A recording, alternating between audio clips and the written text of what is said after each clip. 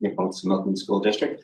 Want to thank you all for coming here tonight, because education is important to us, and the decisions the board has to make over the next couple of months are really important to both our staff and students and the success for the students. I did want to cover off first, though, three rumors that came to my attention today. Sports is not being cut at Princeton Secondary. I don't know where that came from, but that's incorrect. Food isn't being cut. Nikki still has a job. We've talked to her. It's unfortunate that rumor was started. Caused a lot of angst for both her and for students. And the arts programs are still occurring. So I wanted to deal with those three right off the bat, because we had heard those today. Folks were able to. I also wanted to do a traditional welcome for the Clapham and Silk Territory. In particular, we're in the Upper Similkameen area today. I'm going to walk us first through a bit of history with the board and how we got to this place today in our budgeting, and then Harold's going, Superintendent's going to take over with some stuff, and then Harold's going to walk you through a presentation, and then we'll have time for a question and answer period. We did this yesterday in Princeton, doing it merit yesterday. That's my calendar, right? Here today, and then on Tuesday at 7 a.m. I'll be on CBC broadcasting to the Princeton area.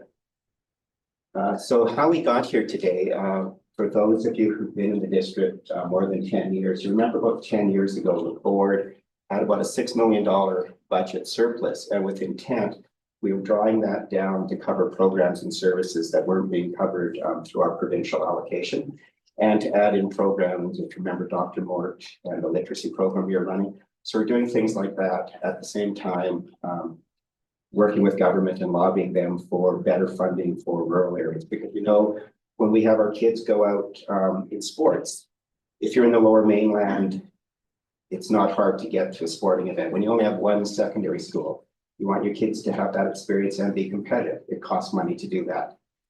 We also on busing have continued not to charge students for busing. To us as a board, for an Indigenous population, for ranchers, the people who put food on our tables, we're not going to charge them to come to school on a bus. And so our busing, we expend about $1 million a year, get about $100,000 in funding. Strong Start is another area that funding hasn't changed since it was started about 15 years ago. So we get about $23,000 per facility, and it costs us about $43,000. So those are just some of the things. And then we also have inflationary costs, some costs and benefits and that having continued to go up, Canada pension going up, that haven't been fully funded. And we've talked with government about making sure those are being fully funded. We also have been talking with our partner groups and rights holders about also lobbying with government, the need for rural education, the need that busing, well, government says it's not core. As a district, we disagree with that. And we believe that's important to get kids to our schools and home safely. So with that, I'm going to turn it over to the superintendent and then to Harold, and then I'll take questions. So thank you for coming tonight. If I haven't met you before, I'm Courtney Lawrence. I'm superintendent. I started last August. I appreciate you all taking the time to come out tonight, especially as we head into Easter long weekend. Harold and I are going to take you through our budget process, our mitigation strategies, and enrollment, and then there's time for questions at the end.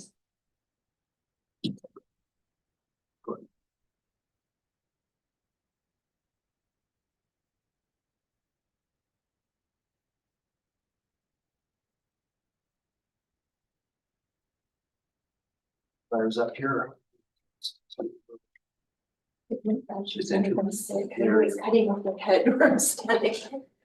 Welcome. And again, I also would like to extend my appreciation for everybody coming out tonight for a very important conversation. As Courtney and Gordon mentioned, my name is Harold Culp. I'm the interim secretary treasurer. I've been working with Courtney in support of Gordon and the rest of the board since January. So kind of the beginning of this process as they continue to look for their permanent secretary treasurer. So been involved with the team in creating this, the budget development process, so forth.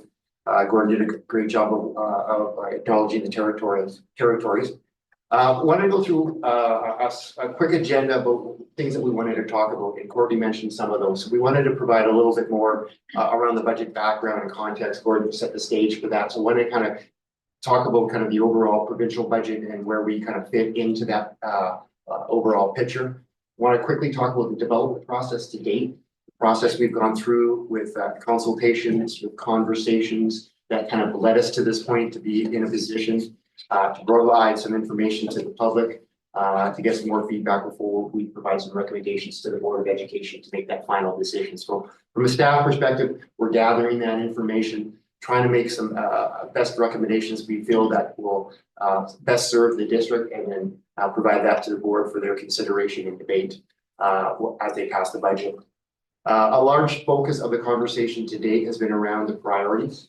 We've got a strategic plan in place, and we wanted to make sure that we honored and respected and followed. So as we go and add money to the budget, or you're taking money away from it, you need to make sure that the priorities remain in the forefront. And that strategic plan document is that guiding document. So we wanted to make sure that any conversations we had were focused around those priorities and understood and listened to the system to understand what are the major priorities that we are looking at as we complete the next year and a half and then refresh the strategic plan. So from that conversation, we led into the budget pressures that we're facing, not only in the district, but from a provincial perspective. You'll hear a lot of common themes as the other districts come through the media, the social media platforms, about pressures that are consistent throughout the province, and we are no different here in School District 58. So we want to talk a little bit about that, set the stage, but the majority of the conversation we want to stay on agenda items number 5 and 6. We'll talk about the recommended strategies that we're going to propose to the board for their consideration. Talk a little bit about next steps and have a conversation and answer any questions that you may have. As Gordon mentioned, we did this at Merit last night, so hopefully the presentation will be a little bit smoother than last night, so you'll get the benefit of going through it the second time. So kind of on that note, talking a little bit about the background and context, in addition to what Gordon had mentioned. Quite often when we're having conversations about budget, we focus on the negative part. We talk about reductions and taking things away from a budget. But the reality is, as a district, we have $31 million, and that is a lot of money. Is it enough money? That's always up for debate. But there's a lot of great things that are happening in our district through our staff, to the benefit and to the success of our students. And these are just 4 items that we wanted to kind of reflect before we start talking about budget reductions or changes to the budget. We want to just take a time and start off on a more positive note and a positive foot. That there's a lot of great things happening, and we don't want to lose sight of that. There's 31 million. There's lots of great things happening, and it's easy to forget that when we're having conversations around budget time. In terms of our budget, as most school district and most public sector organizations, we're very heavy on salary and benefits, very staff driven. So of our overall operating budget, 84% of it is tied up in salary and benefits, for the remaining in services and supplies. So what that means when we're looking at adding, or we're looking at taking away from the budget, it's impossible not to impact staff. As we have gone through this process and try to walk that tight balance line, the delicate balance line between the fiscal realities that we'll talk about a little bit more tonight, the priorities that we're looking at continuing to deliver, but understanding that some decisions may impact staff.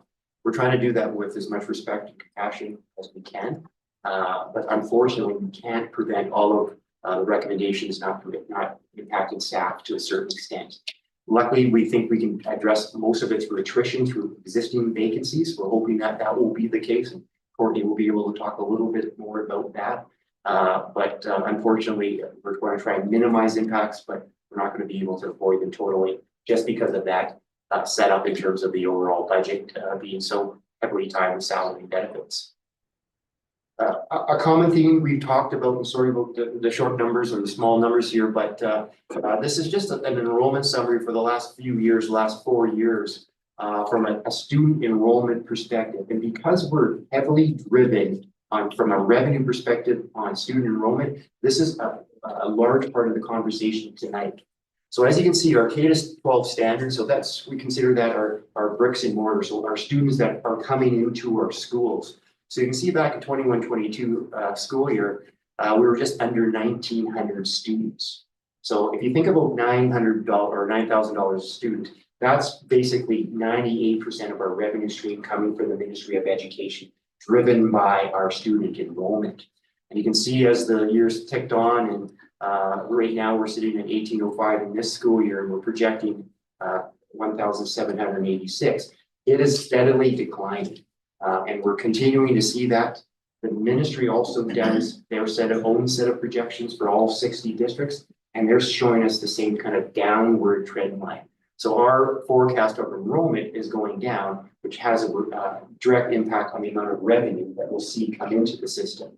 So with less money coming in the system and inflating costs, which will be another theme that we'll talk about, that's a very tough combination to try and manage as your money coming in is going down and your costs are escalating. So that is part of the conversation that why we need to have, as we go through this consultation process, these types of conversations to be able to understand what do we need to focus on? What are our priorities as an organization, as a system, and trying the best we can to get the resources to those areas as much as possible. So that K-12 standard number, probably pretty small on the screen, but that decrease equates to $900,000. Another way, What that number is. another way of thinking about this is a number of our schools, the majority of them are on the smaller side. So if you think about 100 students over the district, if you think in the context of PSS alone, it's more than half of the population here gone. But we're actually seeing it across our entire district in both Merritt and in Princeton. Part of what is driving it is we have lower birth rate numbers. Even when we're looking at the COVID data, which is not next year, it's the year after when we should see these kids, the numbers are not as high as they've been in the past. And I actually have to thank QB because some of the research that they did, the average age in Merritt is 46 and the average age in Princeton is 48 and a half, which are typically outside of the childbearing years. What we're starting to see is our communities are aging. And I would say, even though the number is higher in Princeton, we're seeing more of a trend of people moving from the coast who sold their house, who've retired. You know, Merritt and Princeton are relatively cheap. We would not say it's cheap, relatively cheap. You know, if you're coming from Vancouver where houses are $4 million, they sell their house, they're mortgage free, and they're sitting on a nest egg, but they're not coming with families and they're not coming with kids. And this is what's impacting us in our brick and mortar. Harold hasn't got to it yet, but when we look at our online numbers, we're one of the lucky school districts that actually have our own online school. We would be in a more difficult financial position if we didn't have our online school. So when we're unable to offer courses, we're able to send them to our own online school, which is Scott's. So at a school like PSS, if we weren't able to send you to our own online school, we actually lose that funding because kids in high school are funded per course. So that impacts our bottom line. What you'll notice about online learning, it was stable 21, 22, 22, 23, and then we saw a big jump last year and an even bigger jump this year. And Harold's going to talk about this, about whether this is structural money, which means you can count on it from year to year, or whether you can't. Our concern with this is 2 years is not enough to call it a trend. The other piece is very concerning to us for two reasons. We're not the only district facing budget deficits and cuts. If you read the paper, you're aware of the other ones. I've also been told directly by two superintendents and secretary treasurers that they can't afford to keep losing the money to the online schools when they don't have their own. They're going to look at creating their own in-house solutions, whether that's an online program or a different way of offering their classes in their schools. We're also seeing districts that are in the process of closing schools. So Penticton is one of them. They closed one school, they're scheduled to close another 2 schools.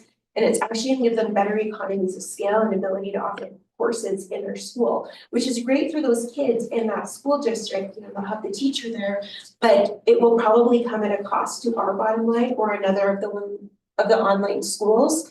So we're being cautious in what our online learning numbers are. The other piece with online learning, it operates on a different funding model. There's different points in the year where it's captured, and it's a 12-month model. In K-12, from K to 9, our number is locked in from June 30th or whatever the closest last school date is. So we were at 1805 in our brick and mortar schools. We're projecting to be down again next year.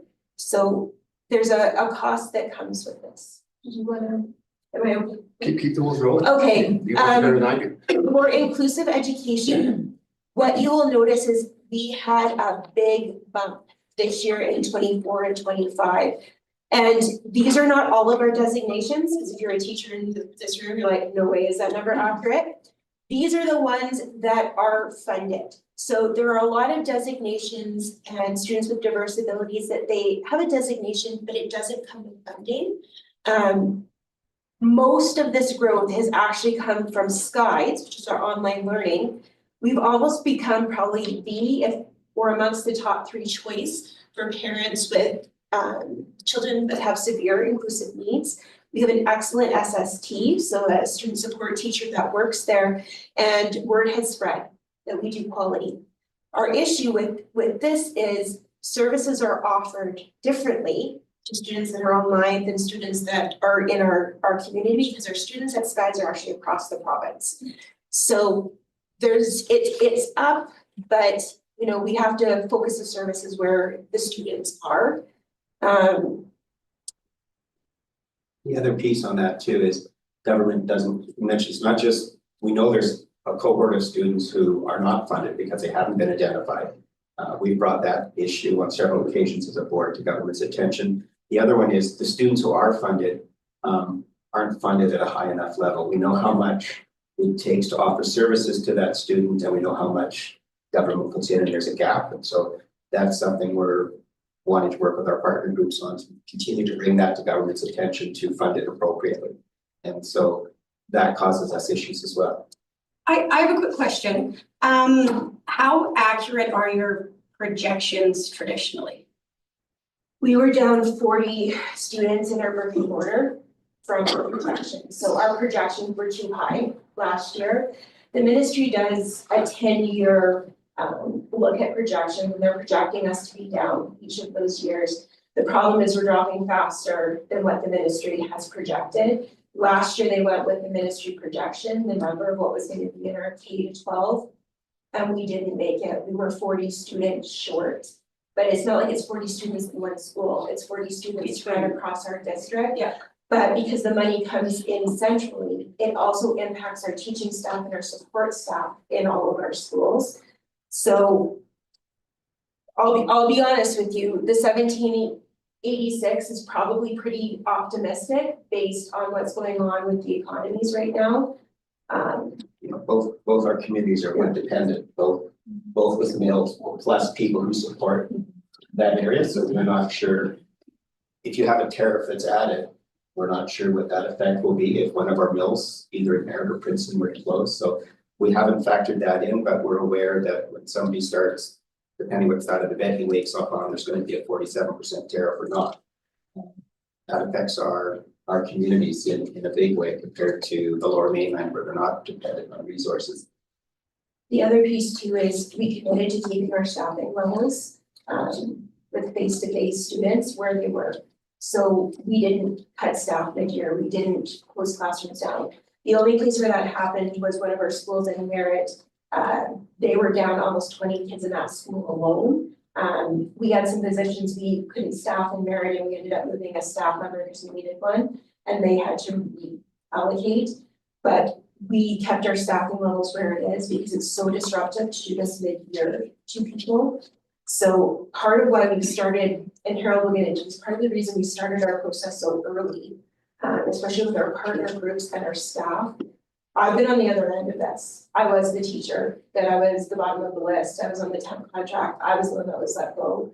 We wanted to make sure that people were aware of what was coming so that they could be prepared. We also asked early if people knew if they were going to be retiring or resigning or moving, if they could let us know as soon as possible. So that saves us from having to lay someone off or kind of position when we may be able to. Yeah. So we tried to be as transparent and open with our staff, because there's nothing worse than you get to May, you think you have a job, and then there's no job for you. So we actually had this conversation with our staff. We did an online meeting. It was open to all staff that this is where we are fiscally, and our fiscal picture is actually significantly better now than it was when we did our meeting in March. And we've actually been able to reduce some of our mitigation strategies.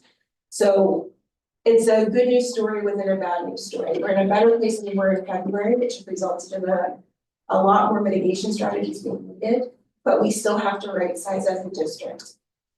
And what you'll notice is our numbers have consistently been going down and our staffing has not. And really, it should have followed kind of a natural attrition rate. And this is where we find ourselves. And part of that was us using that $6 million we had in surplus to soften that. And we knew eventually we would come to the point where that reserve was at a critical point, and it's now. Like, when I came as superintendent, we knew that the reserves were going to come to an end because we were expending them at a rate that we weren't able to sustain. But we thought we'd have a longer period of time. So there's been other things that have happened. Inflation has been a big piece. So like, and I think all of us know that. You go to the grocery store, I swear every time you go, everything is more. You know, our heating bills, our mortgages, everything is going up, and we're not immune to that as a school district. Our former secretary treasurer kind of marked our inflation over the last few years at about 22%, which I'm sure you're feeling in your own budgets. So it's eroded our reserves quicker than we initially thought. Because we were aware of this earlier, we've actually made cuts this year. So when we kept staffing in the schools the same, we looked at other places where we could minimize this so that our deficit would not be as high and we would be able to save more jobs. And that was honestly really how we looked at this. How do we save the most jobs possible within the financial parameters? We're no longer in a position where we can look like beyond our means, especially with what our projections are looking like in terms of our brick and mortar schools. Before I came, I did research, and we were predicted to be down 150 students. I think it's 2029 or 2031. That's Like in the district? in the or- district. okay. So that was equivalent to one of our elementary schools. Like, that's larger than some of our elementary schools. But it's hitting us everywhere. It's hitting us harder at some schools than others, but really it's a global decline that we're seeing. And because of the number of kids coming into the system is less than the number of kids we have graduating, we're also seeing that pressure as well. The thing that is hard to project is who moves out and who moves in. And we tend to see more people moving out than moving in right now. Sometimes when things get economically hard, people come back to their home community because they have more supports here. But if you're not originally from Princeton or Merritt, you may choose to go back to wherever your family is because that's where your support system is. So.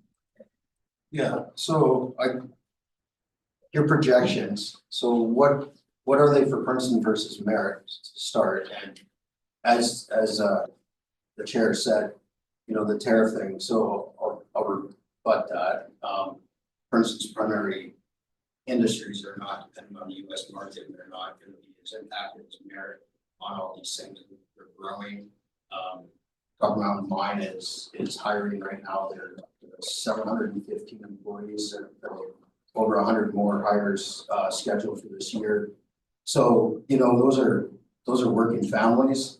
We're not talking 60-year-old people that are coming here, retirees and whatnot. We're talking working families.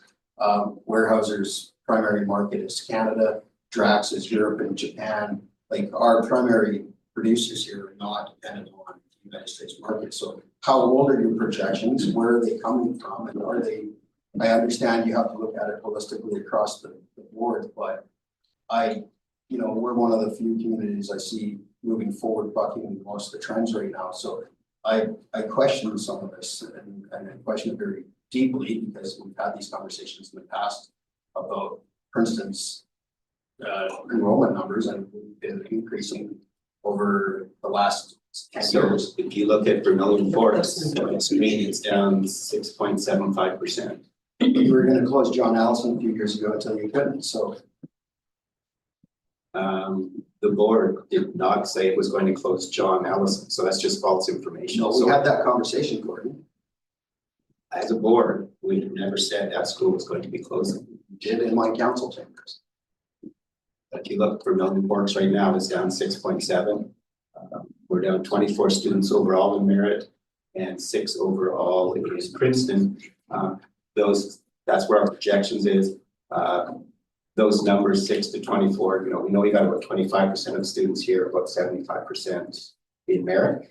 We also know it won't be equal across schools, and we talk about, when you have 40 less kids and you've got 12 schools, and it's 2 in grade 2 in this school, 1 in grade 7 over here. So we know in teaching, how do you manage that?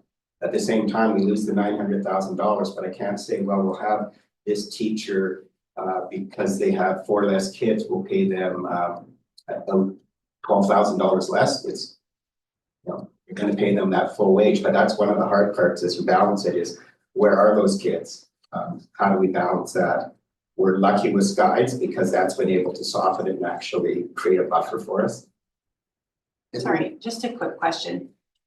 Of the children you're losing in our district, in Princeton specifically, do you have a number of who's moving out of district versus who's going to maybe homeschooling? Are you losing any kids to homeschooling? Not many is what I would say based on the ones that have registered in our school. Now, there's kids that go to homeschooling that choose not to ever register with the school district.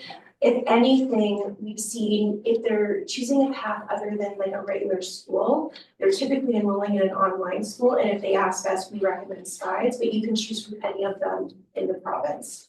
So in our district, I would say homeschooling isn't a major factor. Where I came from in Saskatchewan, we were seeing a trend of more people moving to both home education, like where you create your own program, as well as online. I don't particularly see that trend here.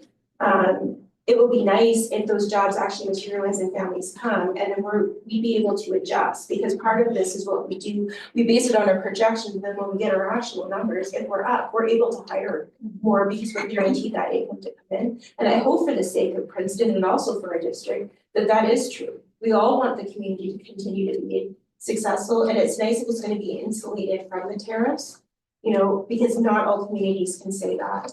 So I would say we're not losing them out to homeschooling based on what we see, but if you never register with us, we wouldn't know.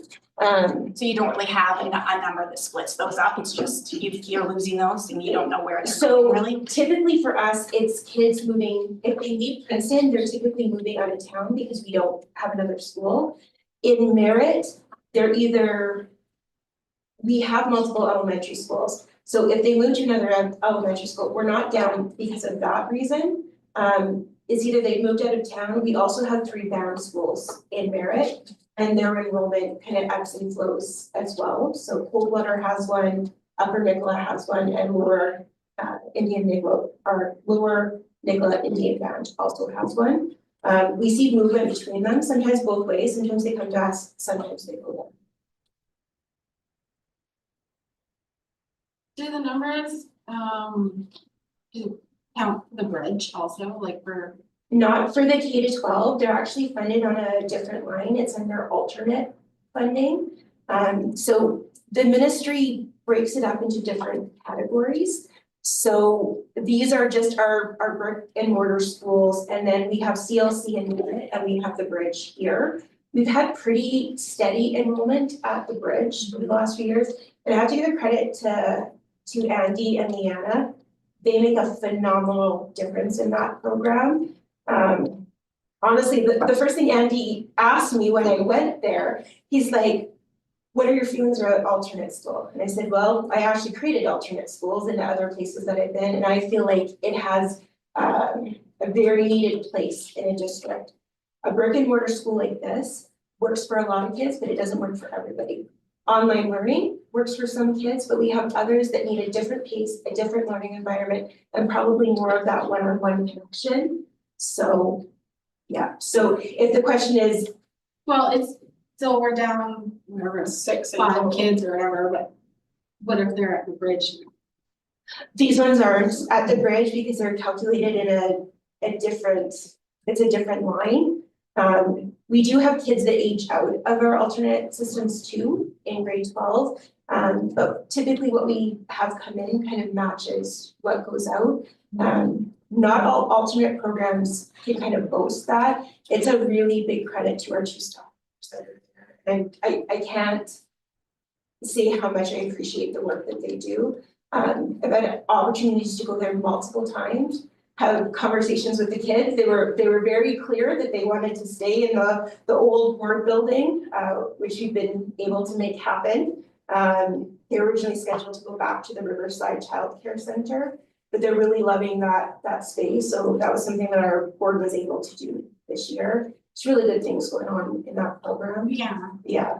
I guess what she's saying, is there a chance that, 6 students are going there, so it looks like we're actually losing 6 students when we're not? No, No, it's not. No, all right. But enrollment is estimating enrollment is more of an art than a science. And as Courtney mentioned, in our sector, we get 2 shots at this budget. So there's great chance we will not land on 1786. I'll tell you that right now. We'll be up, or we'll be down, and we'll have to adjust accordingly. Right, exactly. So if more kids are on the alternate program, we'll get more funding for it, we'll be able to get the necessary resources.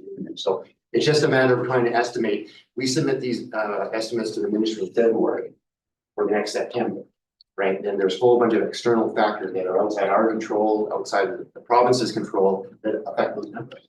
That migration in and out of the province to Alberta over the last several years has been big swings, one way or the other. So it is a challenge, and because of that, the ministry has set up that mechanism to be able to adjust it once the actual enrollment is known in September. So this is our starting point or preliminary budget. If those numbers are up, keep our fingers crossed and hope so, and we'll be able to enter and add more resources into the system. The challenge becomes is if we overshoot, trying to take them out in September is really tough. The risk is that we lose resources now and they don't come back. So we're trying to balance that risk and try and manage it the best we can. And it's difficult, but I think we've got a solid plan to be able to react in or out, because going through this consultation process and having another conversations, we understand what we feel the system needs. Not only from a staff perspective, from a parent, from a partner perspective, that if we are short, we can add. We need to take back, we have an understanding of what that needs to be. And maybe just shifting gears a little bit in terms of cost, this is a provincial analysis that is tough because it's not always apples to apples.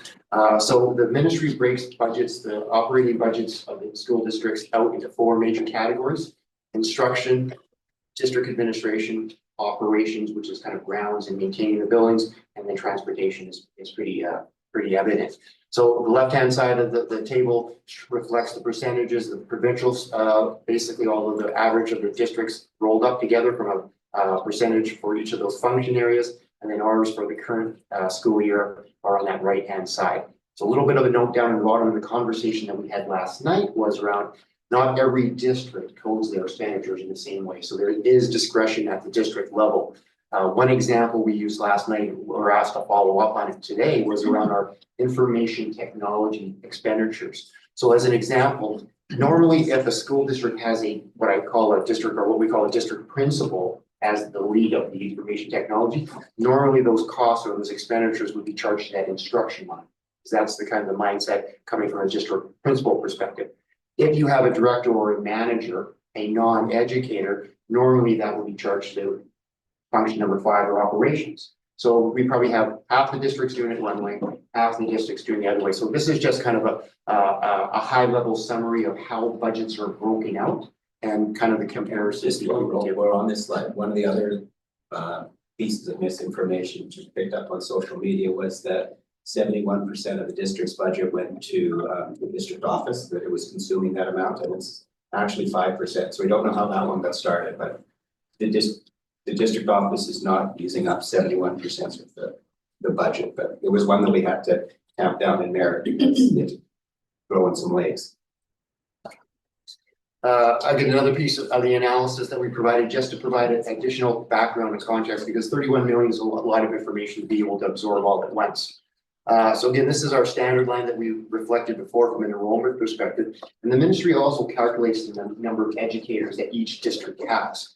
So here's an analysis that creates a ratio between the number of students per educator within our district, and then down at the bottom, that red line is the overall provincial average. Again, an apples to apples, somewhat of a comparison, but it just gives you a reflection about educator to student ratios throughout the province.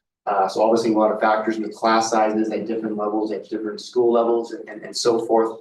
But again, it's just another kind of piece of information to provide a little bit more information. And Merritt and Princeton are fairly even keeled when it comes to that as well. It's actually the board over the years has allowed a slightly better ratio in Princeton because we recognize that the secondary school here have enough classes to get to graduation. So I think it's been different by just 1 or 2 students, but we've actually, as a board, said, no, we actually have to have a differential in order for students here to have choice. Oh, to have different For classes. them to be able to offer some classes. Yeah, I get it.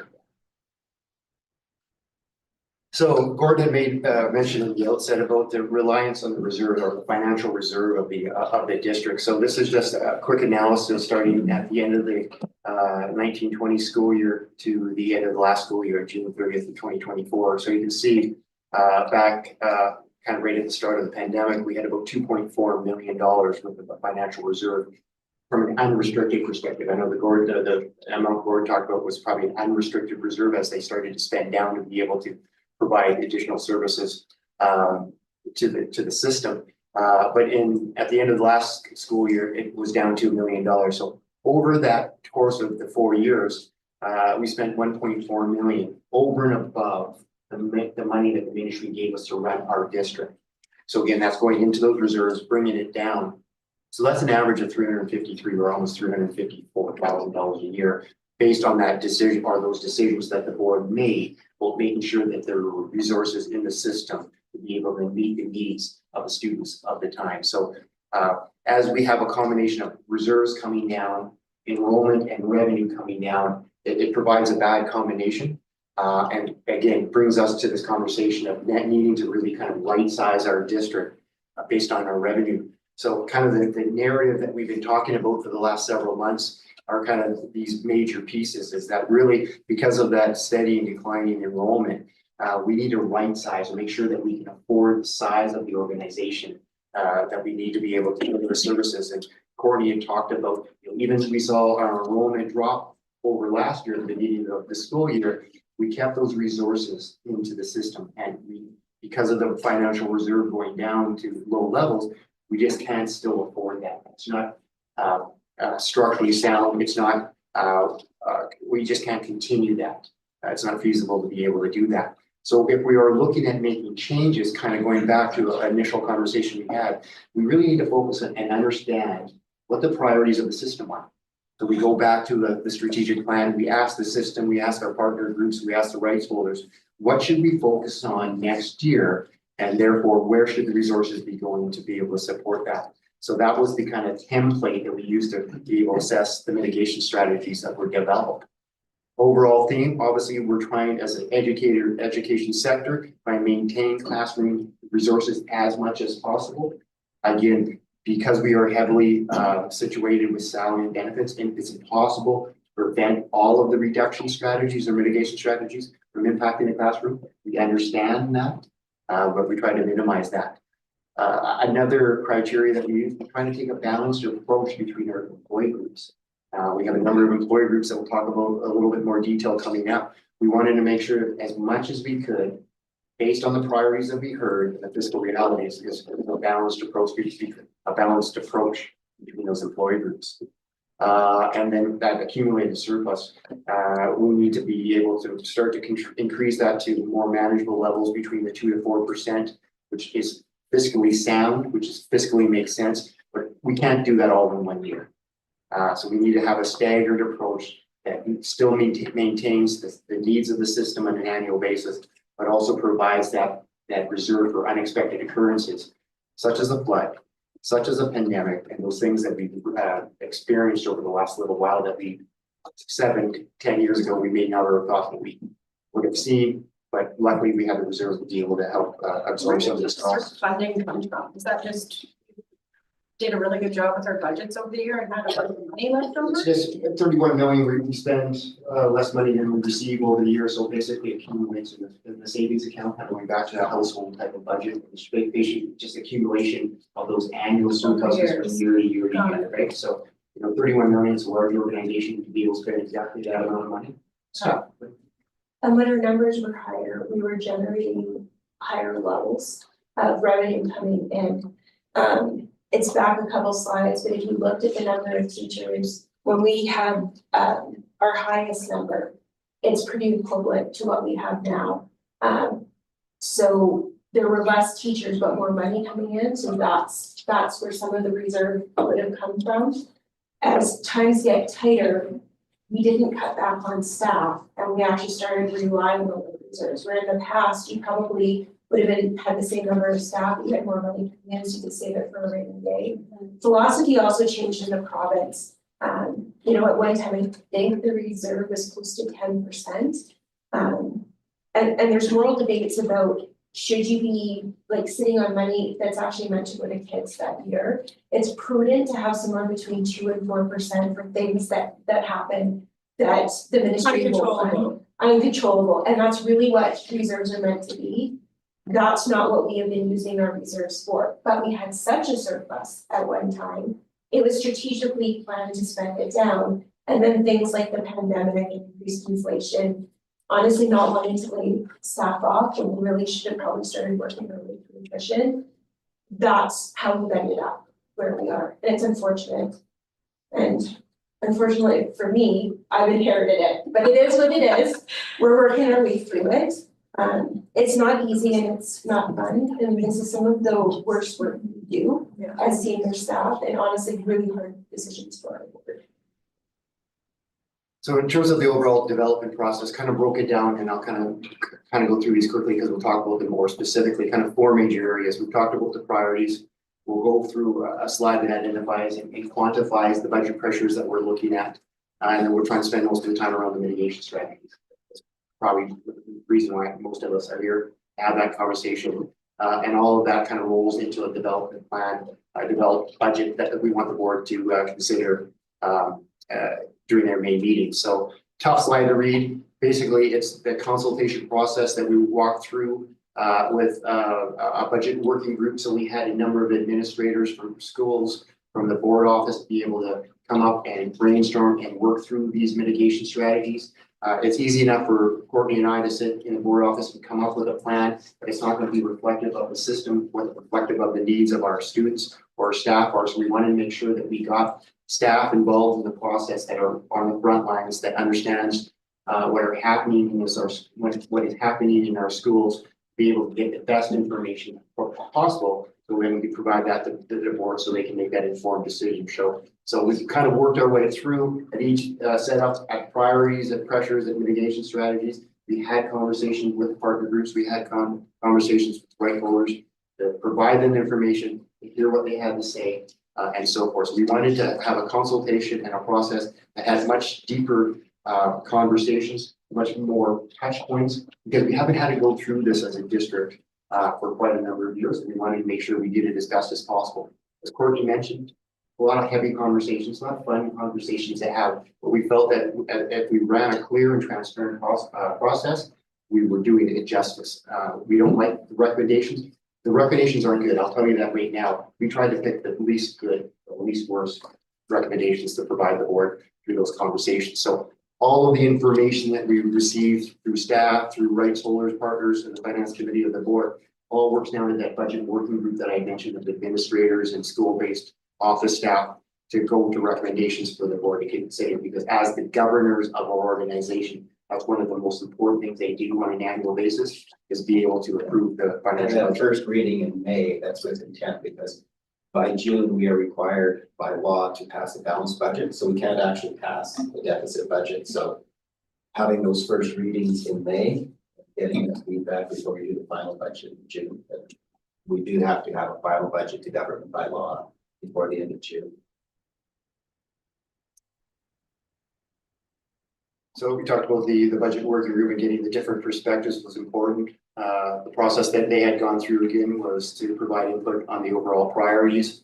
And their large work was basically assessing each of the mitigation strategies that came through. So from a formula, and just to try and keep it simple in my head, basically we start with this school year's budget as a starting point.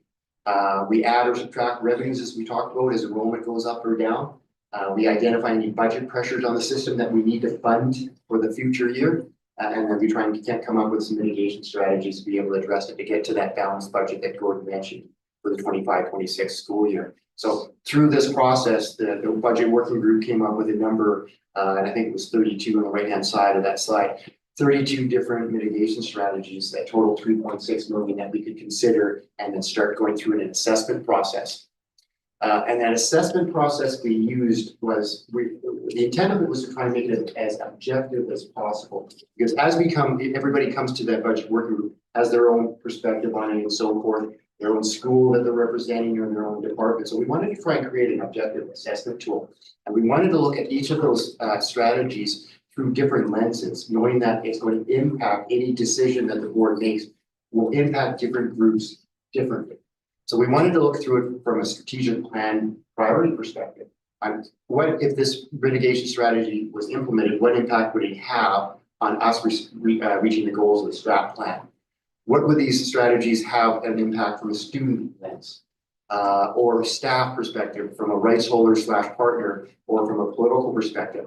The top two ones carry double the weight in terms of our assessment tool because we felt the importance, the impact on the students were of the utmost importance. The impact on the strategic plan also had significant importance on if we were going to recommend these strategies to the board or not. So we used a scale of 1 to 5, low, medium, high. So then all of a sudden we had those 32 strategies assessed all consistently, so that we could then start making some recommended options to the board to consider.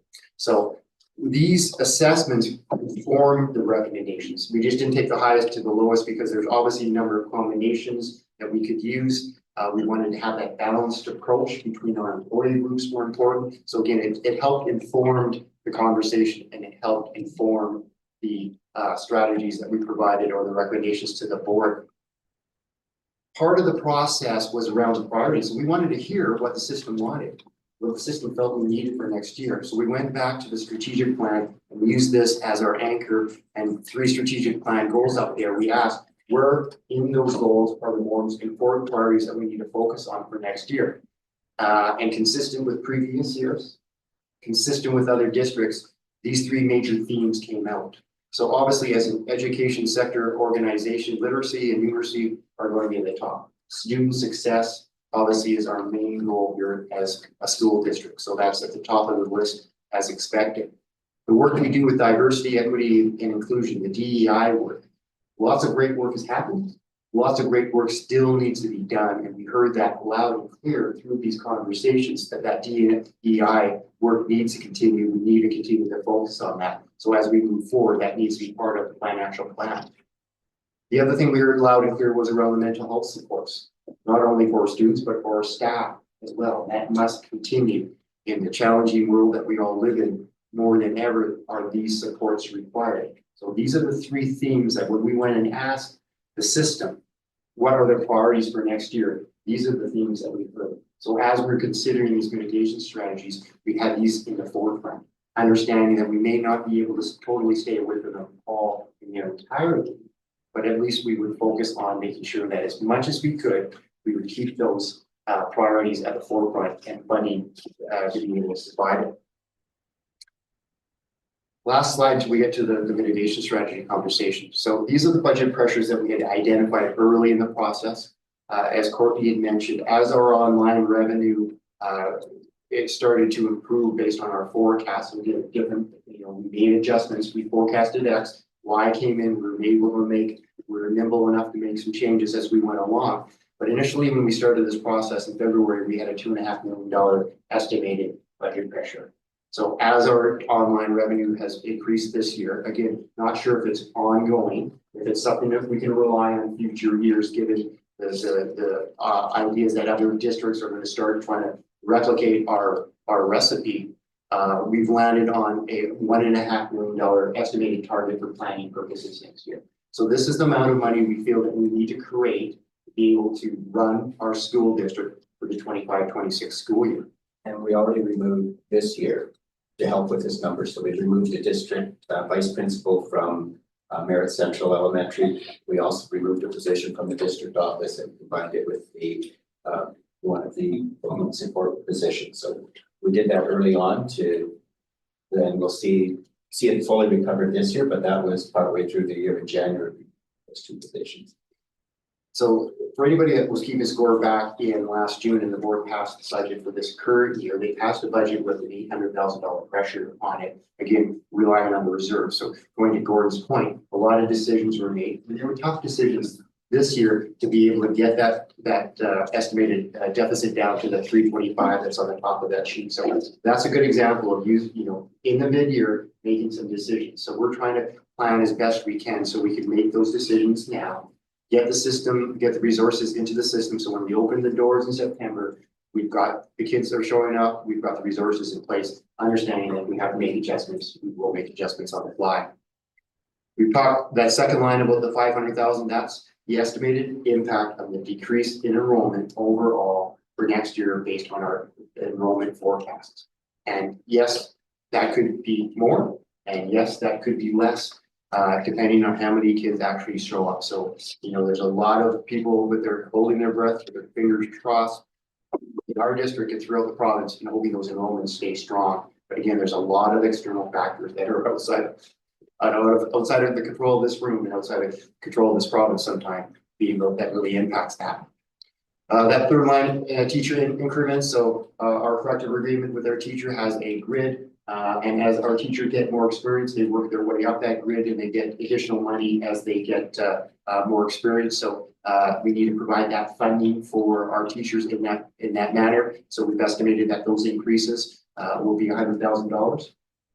The other piece, that's a collective agreement year coming up for the end of June. So as in previous years, we are assuming that any increases that are negotiated with our teachers or support staff through QP will be funded by the Ministry of Education. So that has not impacted our financial model or our budget model for this year.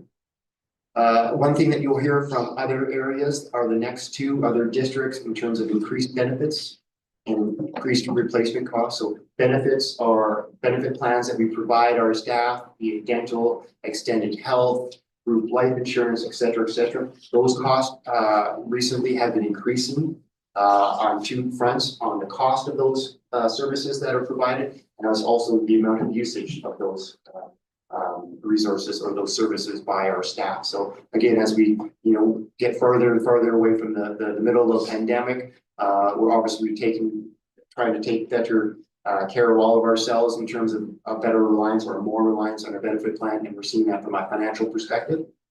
That second to last line is around replacement costs. We're estimating an increase of about 10%. So a lot of our staff need to be replaced on a daily basis if they are missing. If you think about a classroom teacher, if you think about a bus driver or an educational assistant, we need to be able to provide services to the students. So on replacement, we have a replacement budget that has continued to go up year to year to year. We're anticipating another 10% increase next year to the amount of $120,000. So that's another pressure. I think in Princeton this 1 year, which wasn't anticipated, having one administrator go off and then filling that actually affected 9 positions as we tried to continue to backfill, but that one position could easily eat up well over that number. And you can't always anticipate illnesses if they're so.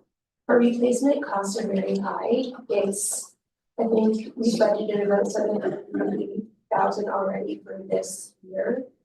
We anticipate it going up because we're not always able to fill our leaves because there's a teacher shortage right now.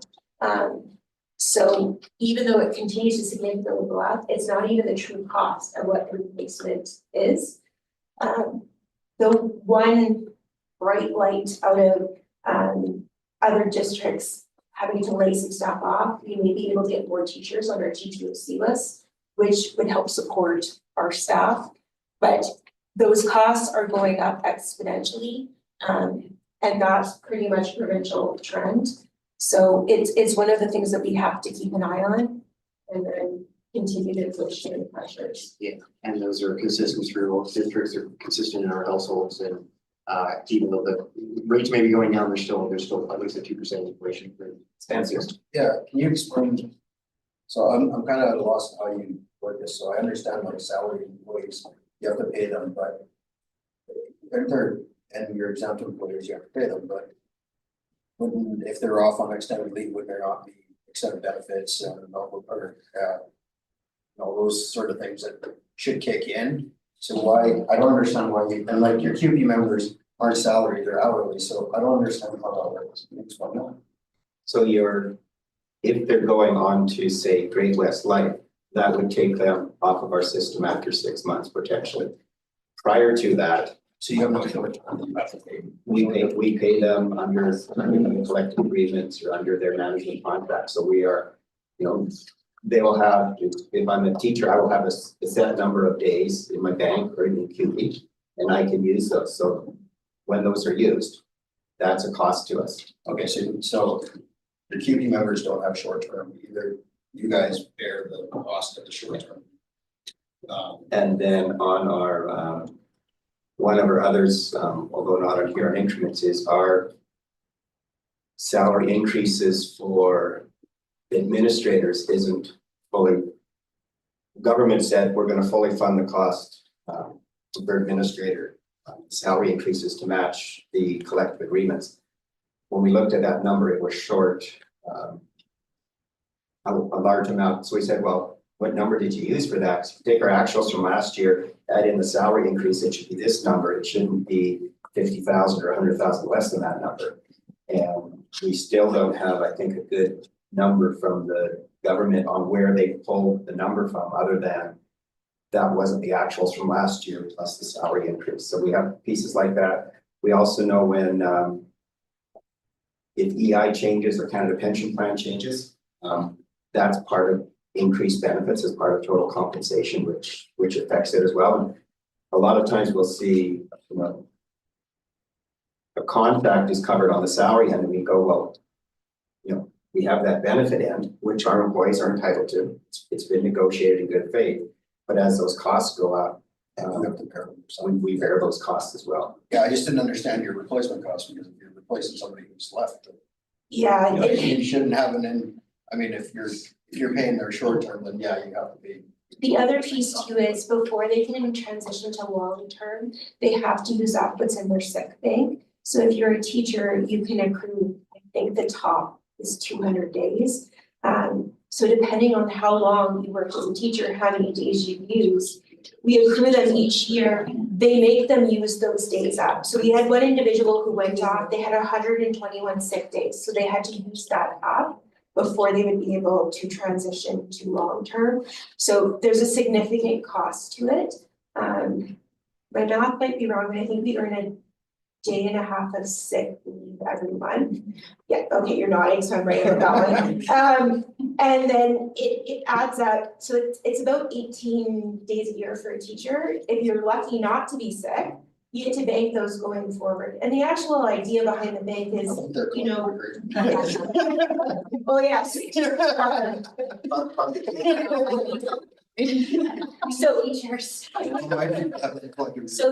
So there's significant cost that comes with it. And there's also, BC is kind of unique. There's often a flat rate for substitute teachers or TTOCs or subs or whatever we call them. In BC, it actually matches the scale. So depending on where you are, like experience in education, there's a range that they get paid. And from the time when I was a TOC, it's pretty much doubled. So that's part of it as well. So benefits are actually really expensive. And I'm gonna be honest, I didn't know this until I went to central office, just how expensive benefits are. I think it's close to 24, 25%. 23.5 for us. 23.5 on top of what the salary is. So whatever your salary is, that's what we're paying on top of it. But it's kind of like a hidden cost because most of the time it's not a cost to the employee, even though there's user fees and different things. But it's a significant cost that comes on the employer end. So it's not just the wages we look at. That's kind of what we're talking about with the benefits. And what we're seeing is the cost of benefits continues to I increase. understand the benefit one, it's just Yeah. the replacement cost of it.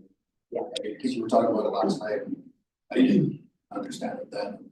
And I do think it's important to recognize that that isn't reflective of, because so many teachers have gone without being replaced this year. Yes. So we are going without the TTOCs, teachers are covering, non-enrolling teachers are covering, so that's Yeah, actually low. and that's what I'm saying, like, it's not even truly reflective of what our actual costs would be. We're trying everything we can. We've been hiring throughout the year for our TTOC list, both certified and uncertified. The demand is higher than the amount of people out there right now. So I'm just gonna put in a little plug. If you know of anyone who's a certified teacher who'd like to be a sub coming out of university, or if you have any university students, we also take uncertified TTOCs, encourage them to apply. There's still work to the end of the year. I'm just gonna put that little plug out there. We do our best to do backfill, to pay teachers back for the preps that they miss.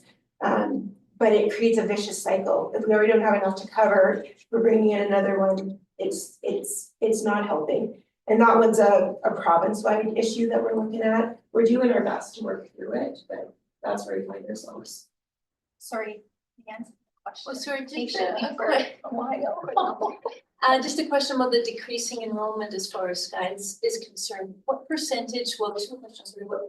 What percentage of guides or enrolled guide students are outside of the district, and how will the impact of other districts implementing distance schools affect Impact us? our So there's two ways of defining students as guides. So one is school of record, which means they take all of their courses with us.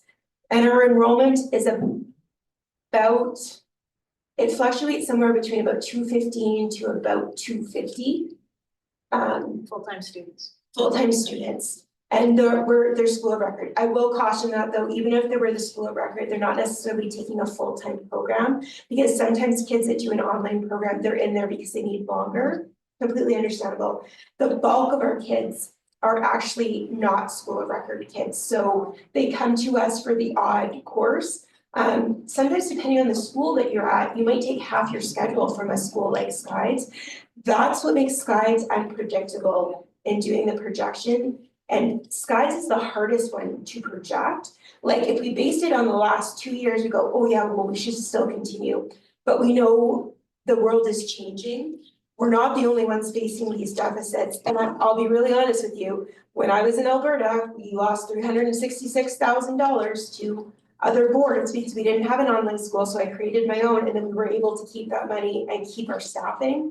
I can't fault other districts for going there, because if we didn't have one, be the first place I would be going to generate more revenue. So Secondary students are funded on a per course basis. So if you're Vernon or Central Okanagan and you have a student enroll in Skies, government takes that amount of money out of your budget. You go, oh, you're taking 2 of your 7 courses from Skies, we're happy. Vernon's going, we just lost funding, we just lost $18,000. And it could be reversed, depending on how many. well, and the other piece with Skies is the funding formula works differently at Skies. There's less like overall funding because it's not a bricks and mortar school. So, there's not the transportation, there's not the other support services, the building, like kind of all of those pieces. We do have an office for Skies, but it's not the same as maintaining a brick and mortar. So it's a slightly less funding amount. If they're in K-9, we get the full amount of funding for them. Because typically you finish or you move ahead, either you're promoted or you're placed. In high school, we get funding once they, we call it activated. So the funding in online schools is triggered when they have been determined to have completed at least one assignment with significant feedback. There's probably a rate of somewhere between 20 and 30% of kids that enroll that never flip over to activated. So sometimes when you look at the numbers, we have to say, what are we looking at when we do this? We based it on our activated numbers for our kids because we don't see any money until they reach that point. And then our adult learners are different. So if they're a graduated adult learner, we get half up front, and then we only get the other half if they've graduated. And it took Harold and I and the staff at Skies, the office staff, some time to wrap our head around it because it's a little bit of a complicated formula. And unlike our K-9 schools where September 30th is our cutoff, there's actually 2 other ones for Skies. There's a February call and then a May. The other thing that's a little unique about Skies, because it runs 12 months, we sometimes get the revenue in 1 year, but the costs lag into the next school year. So our summer school would be an example of that. So we have kids that register in May, they'll do the summer school, but the revenue is actually recognized the previous school year, but the costs go into the next one. We also see a lag in our kids not always finishing on time. So we've been working with Skies How do we make sure that more of our kids are competing? How do we make sure that they're competing in more of a timely fashion? And the other piece around this, if our kids don't finish on a timely fashion, my Skies has a different philosophy that it can be 12 months. When the kids that are coming to us are not school of record kids, they are running on a regular high school timetable, which means semester. If they cannot get their courses done by the end of the first semester, school principals are gonna start thinking about which online school they're picking, because I was a high school principal. If I'm picking a school that's not gonna get our kids through, that creates a nightmare for me and my counselor rebuilding all of those timetables, and especially when you're in a small school like PSS, if they didn't get the class they needed first semester, they can't take it second semester. And then not only can they not take that, where are we putting them? Because we may not have a lot of options, and then they have to pick up something different. So I will give Dan, our president of Skies, he and I worked extremely closely together this year. We're working very hard with our teachers there to make it more efficient. You know, I would say we're among the school of choice for people that have children with diverse needs. And we're working to be the school of choice. You know, if you're looking at an online school, come to us because we're gonna deliver what you need, so. So the question becomes, how do we address those pressures? How do we come up with the strategies for the board to consider to be able to balance that budget? And I think part of the conversation after last night was around the information we showed last night, the same information we showed tonight. These are district-wide strategies. We haven't split them out between Princeton and Merritt. So these are district-wide strategies. Just to clarify that as we start talking about some of these ideas that we're going to recommend to the board. So starting with our teacher group, this slide, it shows the potential or the recommended increases to the teacher ranks. There's a couple of them are around ratios. So in our collective agreement, there's agreed upon ratios per student. We need so many teachers, and that's agreed to. In some areas around the learning assistant teachers, we were short 5.4. So we are going to make that whole, and we're recommending that the board consider adding 5.4 FTEs in the amount of $652,000 to the budget. Counselors, this is an area where we are above ratios right now. That's funded through a special purpose fund. So we're recommending that the board continue having the same amount of counselors. Again, what we heard about the mental health supports in the system, we're making that recommendation to maintain those amount of counselors, even though we're above the ratio that we are required to have. And that's an amount of 2.5 FTEs or $300,000. Can I just ask about that? Because I know that in Princeton, we have a 0.8 counselor for our 3 schools. The ratio would actually put it at 0.69 based on the collective agreement, so we're actually, I know. For 3 schools, wow. I know, we only have 4.8 as our entire district, like that's our number of counselors. What we've also done when we recommended, if anything, you know, this is keeping it at the level we were at. And because we're in a better budget place than we were, this was one of the first things we recommended that you look at adding back in. One of our counselors is actually being paid out of a special purpose fund. That it was actually harder on our schools this year, like it came from a different funding source to maintain it.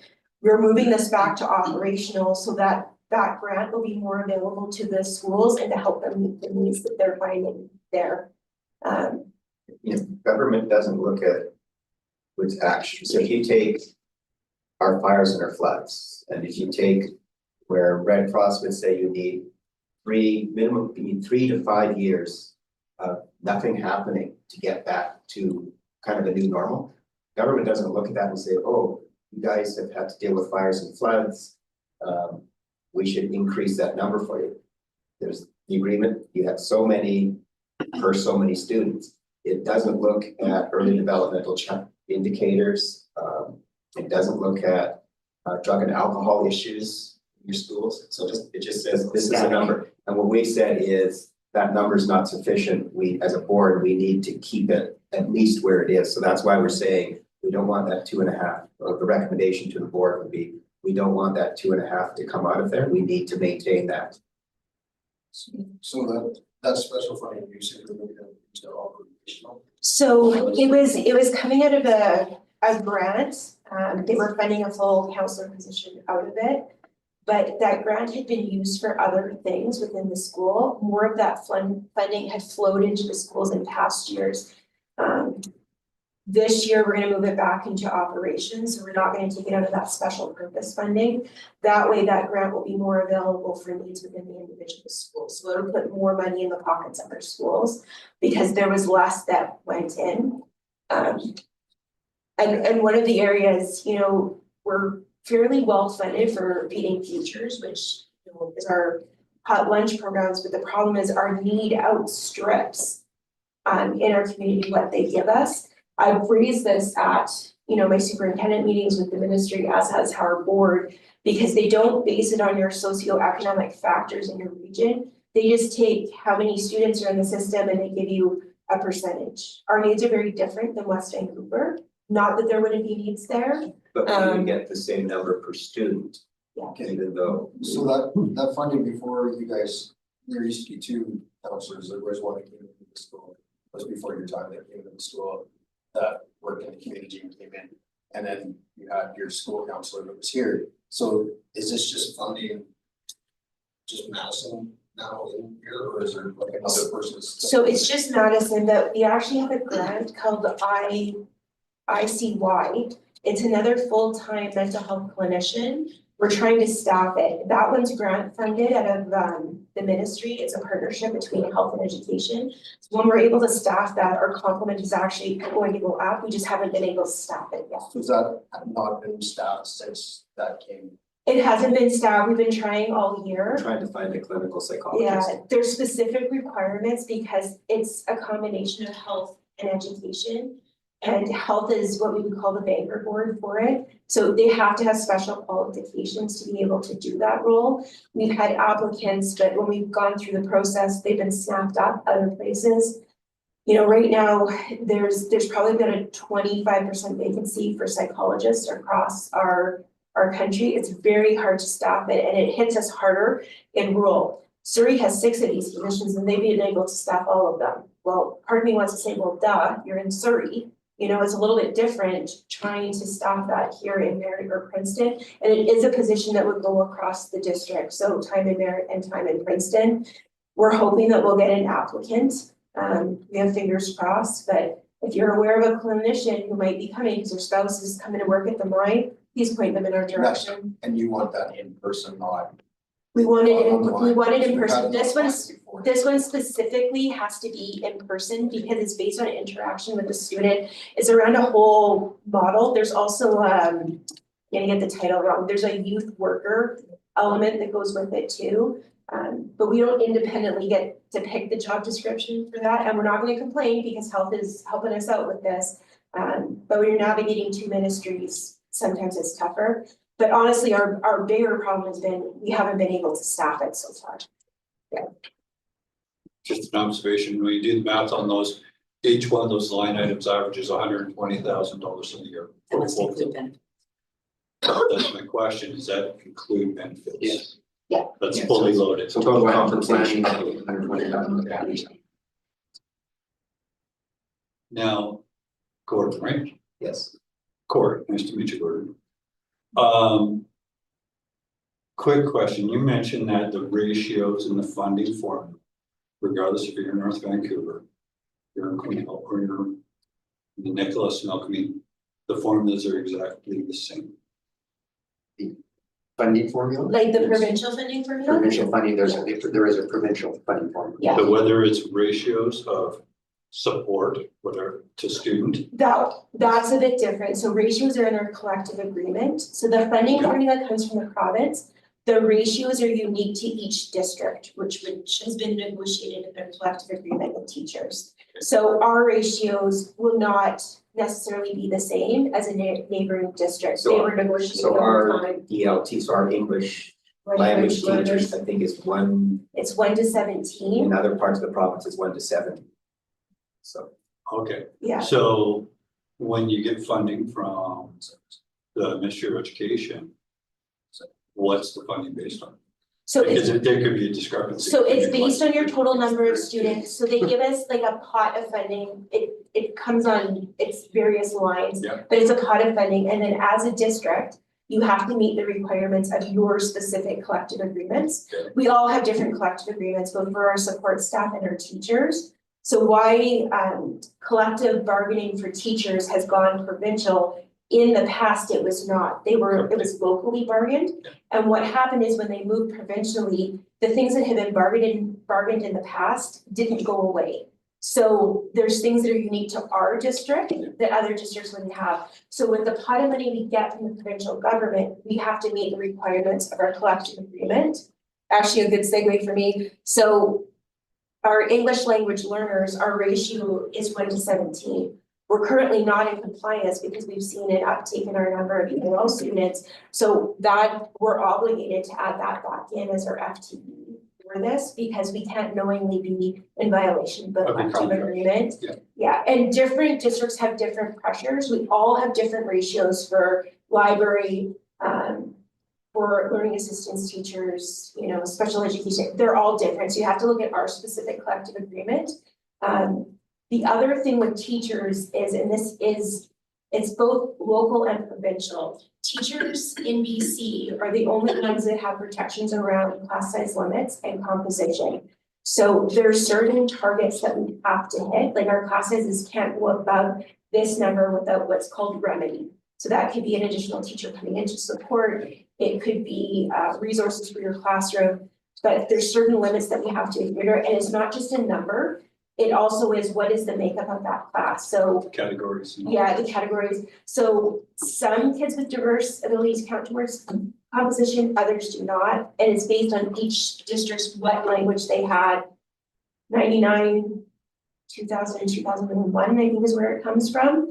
Our particular limits, it's 20 in kindergarten, it's 22 from grade 1 to 3.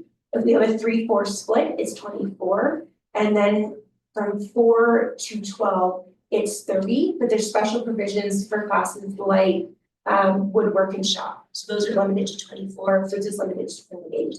It's a complicated process, but we have to make sure that we have made every effort to hit those. And then we also have provisions from QB, but QB doesn't have targets and ratios the same way that our teachers do. Okay, another question. When you look at all those different funding forms, because there's multiple of them, no doubt. Which ones do you win on compared to which ones you lose on? So by that, obviously, like your funding ratio of 1:17 versus 1:70, you're losing on that one, Yeah. right? It's underfunded. So do you have, my impression, and we haven't gone through the whole budget, is you're losing more than you're winning. But potentially from when you do your local level requirements versus your provincial level. I think you have to do to quantify that. I think we have to do analysis of all the other collective agreements and see R1 versus 17 versus the one at 70s to see. Well, it'd be the provincial standard.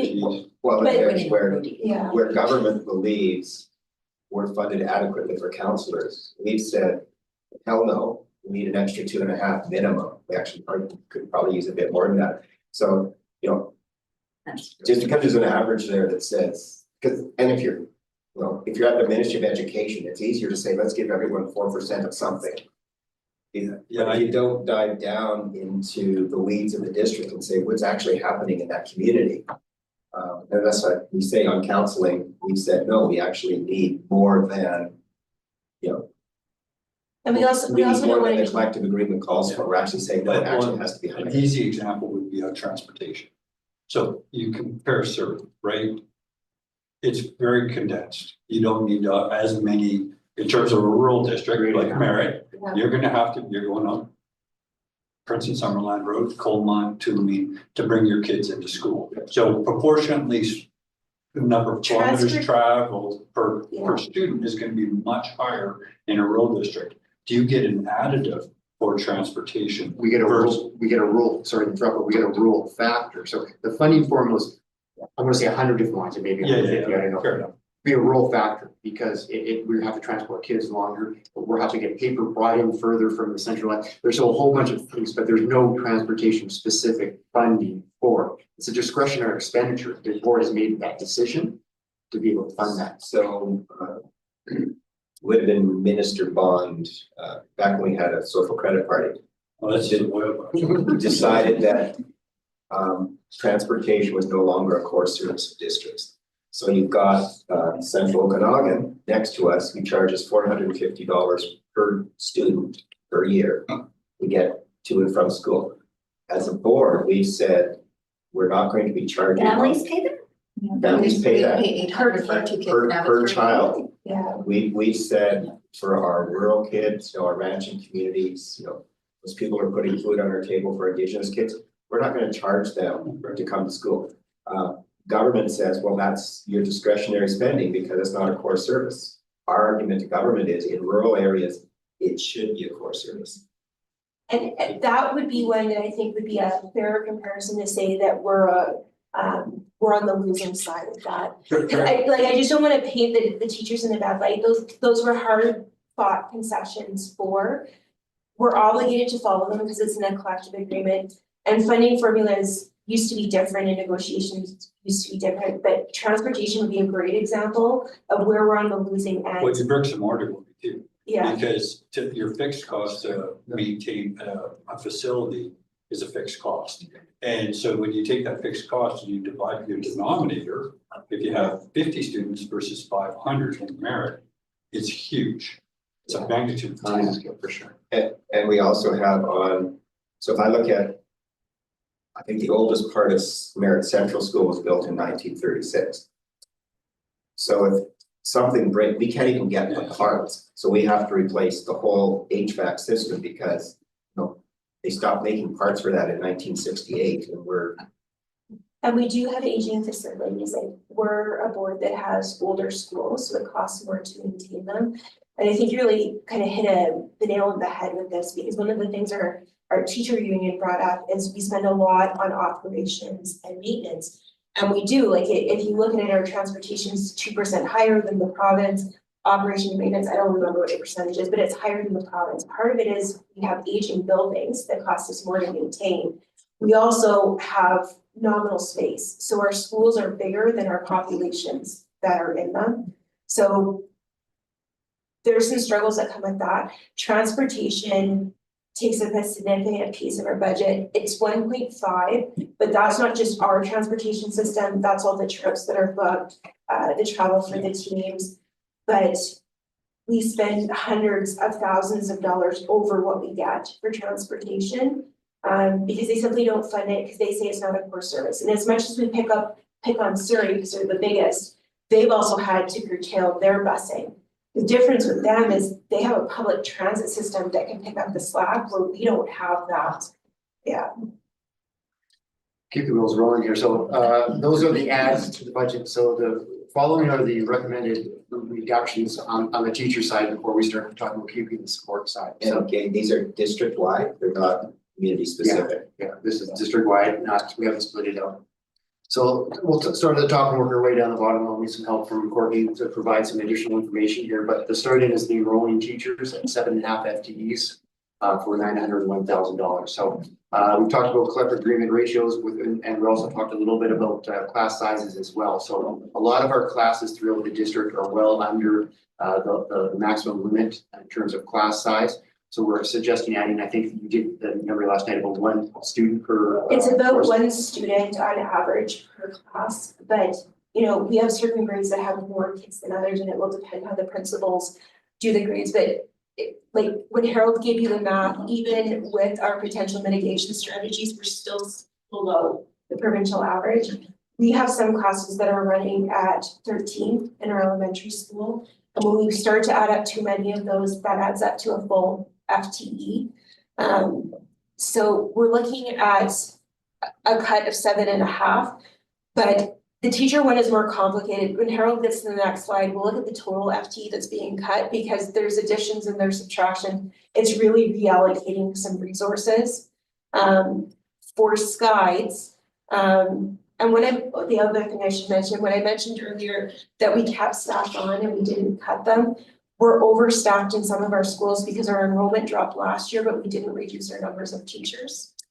Skides, even though it's a growing program right now, we're conservative in what we're estimating. for next year, but Skies also runs on a different funding model and a different schedule because it's 12 months. So part of one of the efficiencies we have with Skies is we add staff as we need it. So we start off with a core number that work as our online teachers, and then as we have done this year, as our enrollment goes up, we hire the FTE to match that. Unlike our brick and mortar schools, online schools don't have a class size limit. But as a board, we made a decision that we would have a cap on it. We initially started this year with 225. It's proved to be too low for our Skies because the kids are not finishing at the same schedule. We had based it on a high school schedule. So a typical high school teacher, if they have a class of 30, they have 225 course enrollments in a semester. Our teachers at Skies, the modules and the courses, they're all created. So they're not spending the time doing that. So we're going to be raising that ceiling. And then if our enrollment is up at Skies, we can add back like we did this year. Enhancing learning teachers is something that's just unique to our district. It's not a ratio in our collective agreement. As far as I can tell, you know, they might call it something else, but this is just a position that was created in our district to support learning. We're moving away from the model. This was based as small FTE in each of our schools. The model we're moving to is we're actually going to do coaches that will be able to provide more one-on-one support for our teachers, because right now we can't get enough TTOCs to bring people out to do PD. And we have a lot of new teachers that just need more support. You know, our classrooms are really complex places, and it will be someone who has the flexibility to be there any time of the day, and as many times as they need. It's not, we'll get so many visits, it's where we're going to structure our support, which I think will be a very good use of the resources. And that's partly what we heard out of our teachers union of, you know, how do we support it better? Our librarians were over ratio by 0.78. Librarians are non-enrolling, so to not have our class sizes rocket up, we're looking at also our non-enrolling ratios. So we still maintain librarians in each of our schools. It's just aligned with our ratio, and that saves us $93,000. Grade 7 band, this only applies to merit. In merit, we have a grade 7 band program that travels to our different elementary schools. The admin there felt like they could give this position up so that they would be able to keep more FTE in their school. Our band program at MSS doesn't feel like it's going to be impacted. So it was a place where we could save FTE and keep more frontline supports in the classroom. It's not in Vermont Forest. No, so our program runs differently in Princeton. Our program will stay the exact same here. Not gonna lie, I'm a little concerned about when our current band teacher is gonna retire, because she's the very first one I met. She keeps going. I know. She's retired 3 or 4 times. She's coming. I've gone to a retirement party. She chased me down saying we need a chart. She's leaving at the end of the year. We do have 2 band teachers in merit. I don't know either one of them is interested, but you know what, we may have a music teacher that is interested in coming to Princeton. The program in Princeton is staying the same. So this is one that actually is just a merit cut. We have a summer reading program. It really changed focus after the flood and the fires to be more about connection. And when we're looking at this, our libraries are often offering the same service. And if I have to choose between providing the support in the summer, not that I don't think it's valuable, but I would rather have those resources in our classrooms with our kids. And we think we have really great librarians and libraries in our community. We really think that they can step up and do this piece. And honestly, I think we're a little bit of competition for them with what was going on. We only have French immersion in merit. We're seeing attrition, and just the numbers dropping will facilitate this cut. Because honestly, this one's coming regardless, just because the number of kids has shrunk. And then our last one is teacher mentorship program. There's a provincial program coming out of the ministry around this. And our teacher mentorship program has been largely underutilized because we can't get enough TTOCs to free people up. It's kind of a vicious circle. So that's not equivalent to an FTE, that was just an amount that we had supplied for it.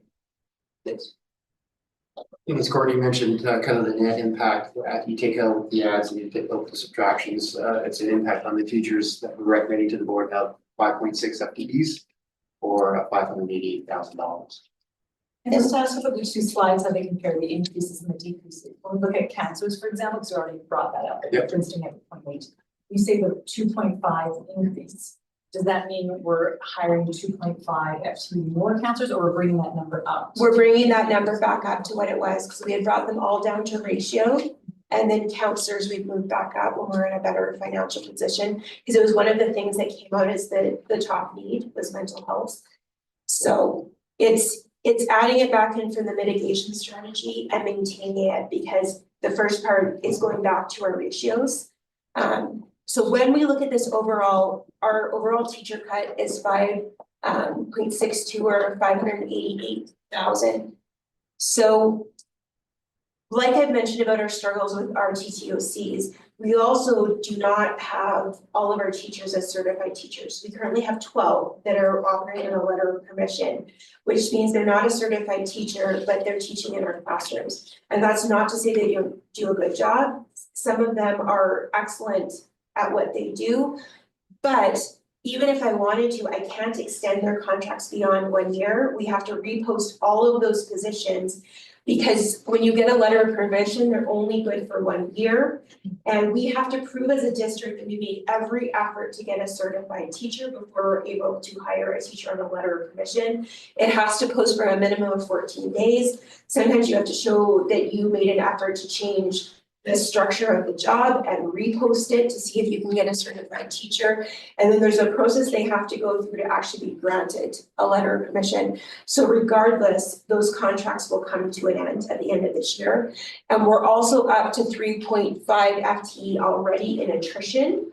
So those won't be people that we have to eliminate. We have people who are moving, we have one who is retiring. So overall, our teachers on our seniority list, assuming that they are able to fill the jobs that we have open, because you have to be able to teach high school physics if you're going to be the high school physics teacher. We should have positions. What I also encourage the unions to have their teachers consider if they are on a letter of permission, or if their position ends because they're on a temporary contract, consider being on our TTOC list, because we will have someone's going to go on leave. So we're gonna have a mat leave, we're gonna have someone go on a medical leave, we'll end up having spots that we would be able to fill. We have to advertise those, we can't automatically take you off our TTOC list. But if you're already in community, you can start, if you've worked for us before, if you've done the job, it puts you in a better position. So overall, our teachers will be in not a bad position. We're able to do most of this through attrition. So as we shift gears to the recommendations for QP, so this is a list of reductions, so it totals right now 14.5 FTEs or $714,000. So starting from the top and working our way down to the bottom, one recommendation to the board is considering shifting our custodians from 12-month employees down to 10. So they would work, that would mirror the school year. We would have a smaller summer crew of custodians that we would kind of fill on a seniority basis, or at least provide the options for that. So there still would be some deeper summer cleaning, but it would be to the depth that we would have. And the depth already is not as good as it used to be, right? They don't have as many hours. Because I'm just saying, schools are not as clean, and it's not because the custodians are not doing a good job, it's because they don't have enough time. They're not as. So the second piece on there is the education assistance. So this is a conversation, as Courtney mentioned, about the counseling piece. As our estimated pressure went down, we were able to lessen the impact or the recommended impact. This is another thing with the education assistance. So right now, we're landing on a recommendation of 8 FTEs for $225,000. Again, that was significantly higher when we were thinking that the pressure was around $2.5 million. And is there like a government standard that we're supposed to be so many EAs per? No, it's not like teachers. Like there's certain provisions we have to hit for teachers, like class size. Yeah. It's not the same for PE. They don't have the same ratios in their collective agreement. So the custodians, no one will be laid off from a position, but the hours of their position and months of their position will change. Even though it says 3.5, it's equivalent to 5.5 EAs that we're able to save by making that change. For educational assistants, we currently have 11 that are on temporary contracts. If you're hired after October 15th, your contract automatically comes to an end in June. We'll be able to meet this one through attrition. And I'll let you get it first. Thanks, Courtney. The third line there is a tradesperson, so again, from our facilities group, trying to balance out the impact between classroom and non-classroom, between our employee groups, so we're recommending or suggesting to the board consider reducing by one tradesperson. That also includes some supply money as well into that 101,000. The clerical piece is kind of broken down in two pieces. So as Gordon mentioned, some of the tougher decisions the board had to make this year were a reduction, some clerical time at the district office. So that was made this current school year. Part of that savings that we've identified on this slide is the annualization or the full year's worth of salary savings from that position, in addition to some clerical time, and I think it's about a half of an FTE at Skies at our online work. So I just want to ask a question about the educational assistants as well. That number could change again, though, right? Because isn't that a lot based on the number of category students we have? Well, what I was gonna say is we often hire back into September. Right. It depends on the number of students we get. So if we get more kids in that come with funding, we're able to hire back. And normally we hire at least 3 back in September. So we will have kids that will graduate out that have inclusive needs. Right. We'll get other ones that come in. So even though right now, for contract's sake, there's a certain amount of notice that we have to give. So this is the notice that we have to give. I will not be surprised if we end up hiring back more than 3. Just based on my past experience and what we've seen with the numbers. But we can't promise you a job if we don't know for sure that it's going to be there. The flip side is the other way, like if we get a sudden decrease in our number of kids that have intensive needs, like if they choose to move away, they're placed with that particular student. If that particular student isn't there and we don't have someone else who has come in, it could potentially end up in a layoff. We typically don't have to do that. The other piece with our educational assistants is we have a high rate of attrition with our educational assistants. I'd say more so in Merritt, but we also see it in Princeton as well. That is why we have 11 who are on temporary contracts. But we've been upfront with people and we've been clear. The other piece too, like if our enrollment is up for our students, that potentially means we can also bring back other teachers too. So when we say it's a projection, we're basing it on our best guess based on factors, but it can still shift. Okay. Yeah. Can you explain more about this custodial thing? Said we're still gonna have team meetings in the summer, but not the same way. So, you know, John Allison has one, Vermillion has one, there's 2 up here. You're cutting, you know, to 10 months, and then you're cutting up a PSS, I'm guessing half of that point, whatever, 2. So how's that gonna work? Because are you gonna like, it's gonna go from an 8 hours or 7.5 hour shift to a 6 hour shift to make up that? No, I can walk you through it. So their hours will remain the same during the school year. So the same hours that they work now. Instead of being 12-month employees, they're going to move to 10 months. So typically our custodians work all year and then they have vacation time that they bank and they can take off. If they move to the 10-month cycle, they get paid out for their vacation on every check and they don't work over school holidays. But schools still have to be cleaned in the summer. So there'll be a summer crew that will work together somewhere between probably 4 to 6. Our operations manager has to figure that out. We start at the top of our list because QP always works off seniority, so we work at the top of our list. And our seniority list is all one. So we're in Princeton, we start at the top of our list, asked if they want to be part of the summer crew and work our way down until we've staffed it. And they go in as a group and deep clean the school. Our HR director has this model in her previous district. You know, my answer would be, would I like to keep everything the way that it is? I would. So, But I want to keep as many EAs in our So that classrooms. crew will go from school to school. Yeah, they're gonna go from team, school to team school. of the same. So they're gonna go to, so are you gonna do like 15% of the benefits? Is that what you're, whatever? No, I don't know what the vacation payout, but it's the percentage of the vacation pay. Our other support staff workers that work So on they campus, won't it's incur- paid out every check. So will they be incurring any holidays? So like over spring break, they're expected to take, or over Christmas, they're expected to take, a week off. That's gonna be a week off without pay because they're not gonna have that. Similar to EAs. Yeah, so They they're apply for EI. If we look across the district, we've maintained the custodial positions probably for 15+ years at 12 months, when other districts, most in the province, about 50 years ago, reducing them to 10-month employees. And then having it crew in the So summer. are you guys planning like you're gonna have a turnover, right? Because people aren't gonna be able to, And that's gonna be an extra cost you're gonna have because now you're gonna have to train all these new custodians and everything else. And like, are you factoring that into this plan? so we already have two that work on a 10-month cycle. And to be quite honest, we can't exempt one classification when our EAs already work on a 10-month schedule. And to keep that means another 5.5 EAs get laid off.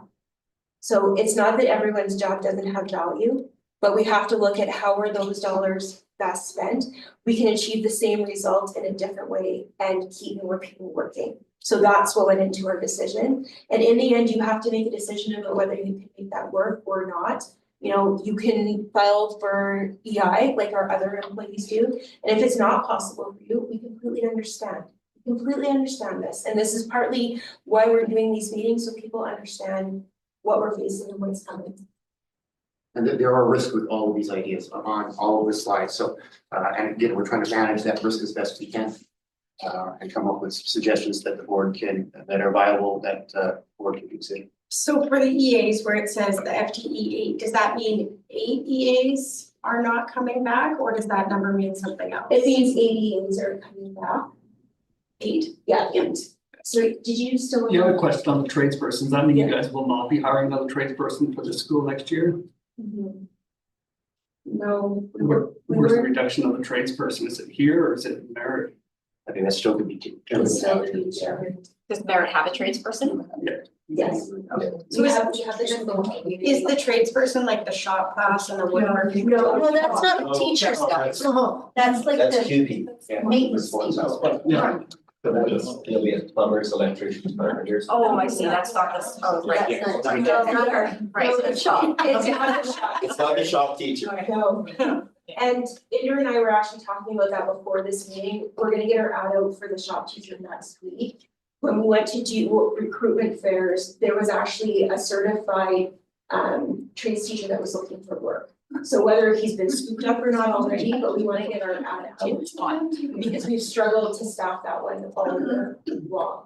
So I'm gonna be honest, he's a unicorn that's a certified tradesperson, like that's a unicorn to find. Do you think he's gonna come here and look at Princeton's crap and be like, I can't teach kids with this crap? Like honestly, like the stuff that they're using, and I graduated 23 years ago, they're still using the same busted crap that I had.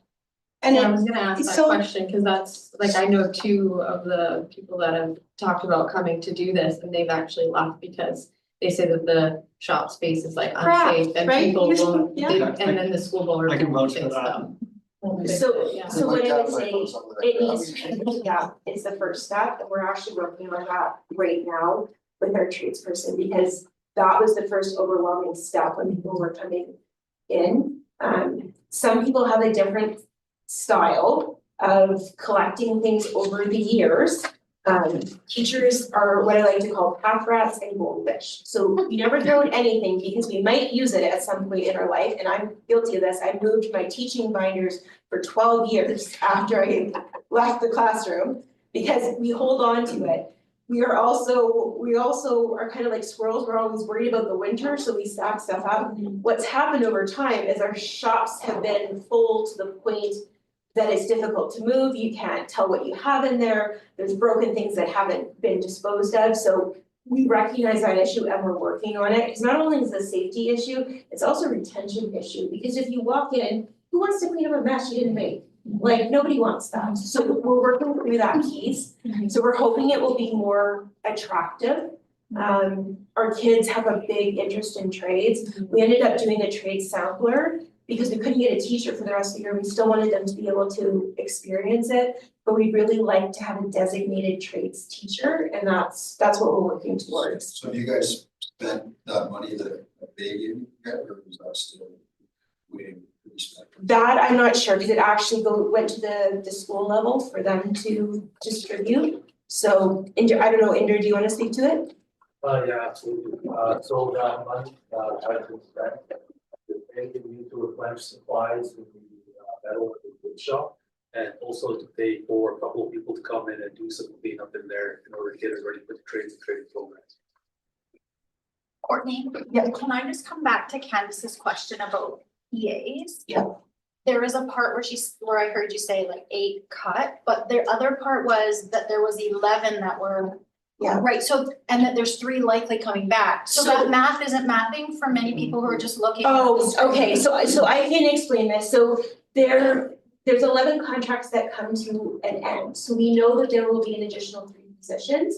So what we do is we post those positions and then people are able to apply for them. So we know we'll be hiring 3 EAs before the end of the year, so their contracts are gonna end for the temporary. And then they'll have the option to apply for the 3 jobs that we know for sure So that we have. basically 3 guaranteed. So it's 3 full-time ones, not Yeah. temporary. Yeah, full-time ones. 3 So, and if we full-time. hire you at the beginning of the year, you're, 3 EAs, but they're not 12-month employees, so I understand they're not a full. But they're not temporary positions, they'll be no, full-time. they're not temporary full. positions. It's actually a provision of their collective agreement that after October 15th, they go on a temporary contract. So it will be 8, but we will have to post 3 positions. And for some of our teaching positions, because we have letters of permission, those jobs are gonna post too. Like right now, we have jobs posted that we're trying to fill. We're actually trying to fill the coaching positions before we start allocating the staff to the school so that we don't have to move people twice if we don't have to. So we're strategically working our way through that. And Courtney, to clarify, that's 8 positions between Princeton Between- and Merit. Between Princeton Right. and Merritt. And you have over 50 EAs in Merit, and we have like about 14 here. Yeah. So I would say the bulk of it would be. The bulk of it is Okay. probably gonna fit in Merritt. The Yeah. only caution with that is it goes with the kids with needs. Yes. So, you know, that's the piece, and I actually have our director of inclusive education working on this. We're looking at, you know, our needs assessment of what does this look like. What's different about an EA position is it's really based on the kids that we have in our classroom composition. So sometimes you're working with that student, but you know what, maybe they leave and another one comes in. So there's probably the most flex with educational assistants, and sometimes a child comes in, they need the support. So, you know, maybe it was originally scheduled to be in Merritt, but we're going to move it to Princeton because that's where it needs to be. Yeah. So, yeah.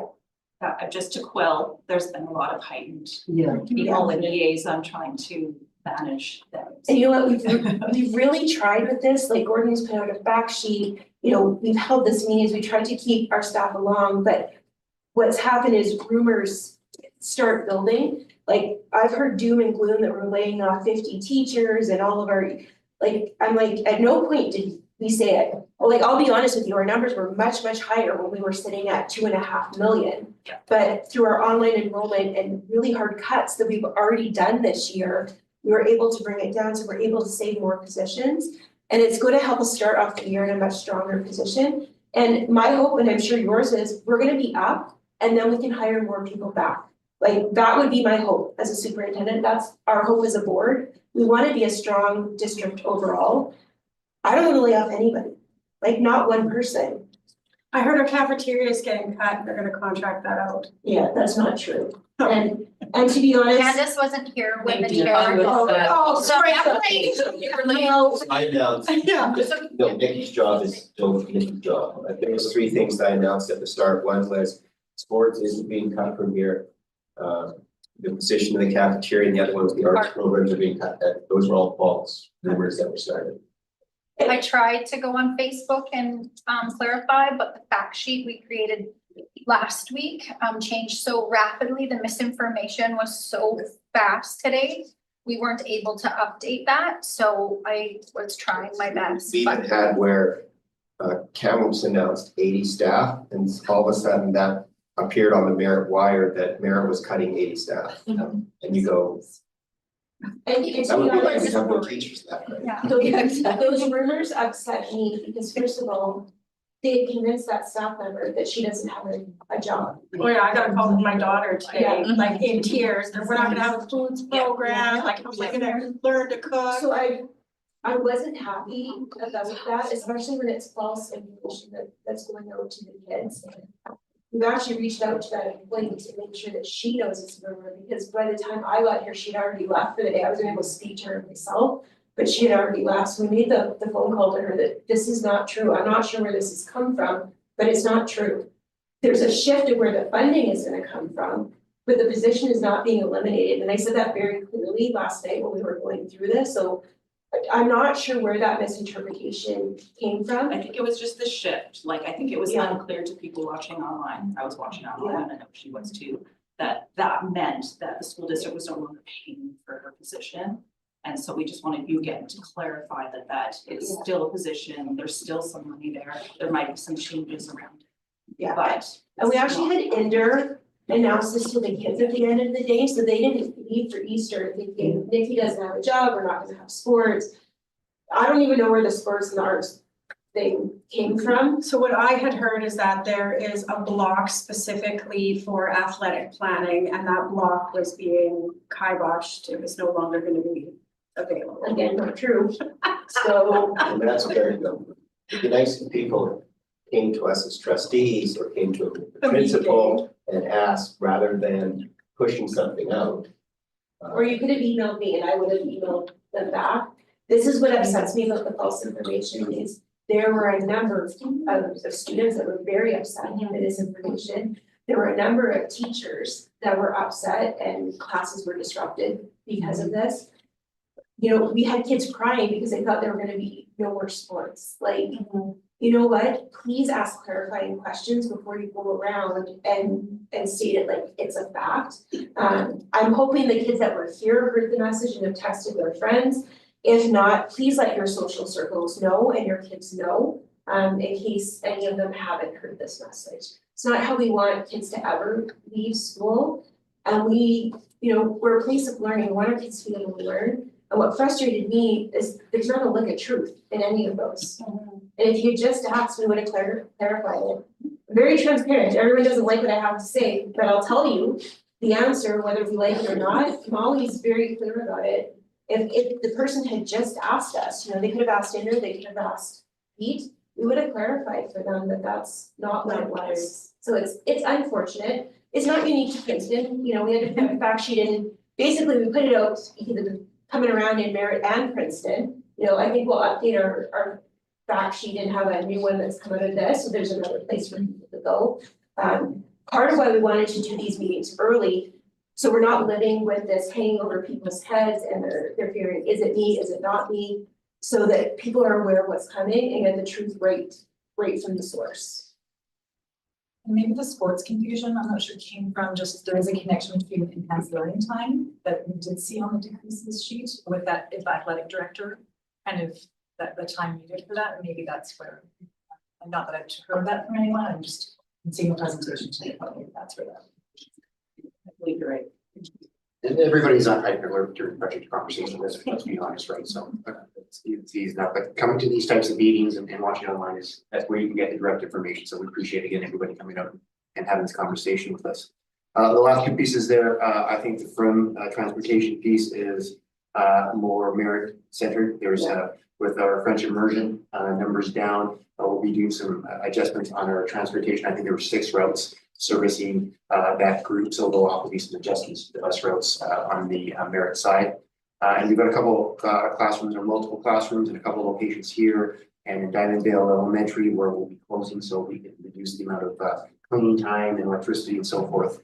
Probably not electricity, but at least the cleaning. So we'll have a little bit of a custodial savings there as well. So because our numbers are lower, we have what's called nominal capacity, so space that's not being utilized. So we had a fuller school, we would be able to do it.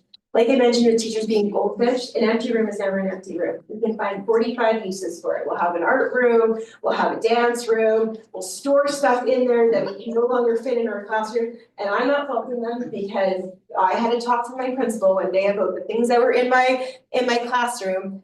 But if we can spread out, we do. And this is one way to save some money. If you don't need all of these spaces, we can close some of them and save on some custodial costs. So that means keys won't work in those doors. Yeah. Is that like where the daycare is? Are they just not gonna We have to figure it out within there, but like where the best place in the school is going to be, because we may need some of the larger class sizes, so we're working our way through that and really what makes sense in terms of, like, we're not just gonna close down a room to close down a room, like, do you actually need it? Or is this something that could be surplus? Yeah. So shifting gears to our exempt support, we've talked a little bit about this already, but there's a couple decisions that were made this year to be able to get our annual deficit down as much as we could. So there's a shift and a savings from one of our directors that we had. The board office is now district principal. There's some savings there that we'll see on an annual basis that we factored into the plan. And we had to reduce one elementary school vice principal as well. So again, that decision was made this year that we'll see continued savings on an annual basis next year. The last piece there is a new number of supervisors.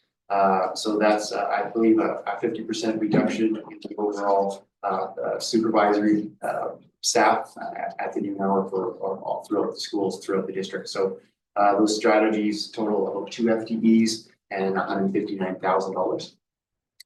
And the last piece is I put on our other column using a mental health grant that we've received to fund some of the counseling services. And I think that last bullet is probably the conversation we just had around the district funding that will be funded by a school perspective to be consistent with the rest of the schools in the district around the food program coordination. So I think So that, what does that mean? so again, the funding came from the district for one school.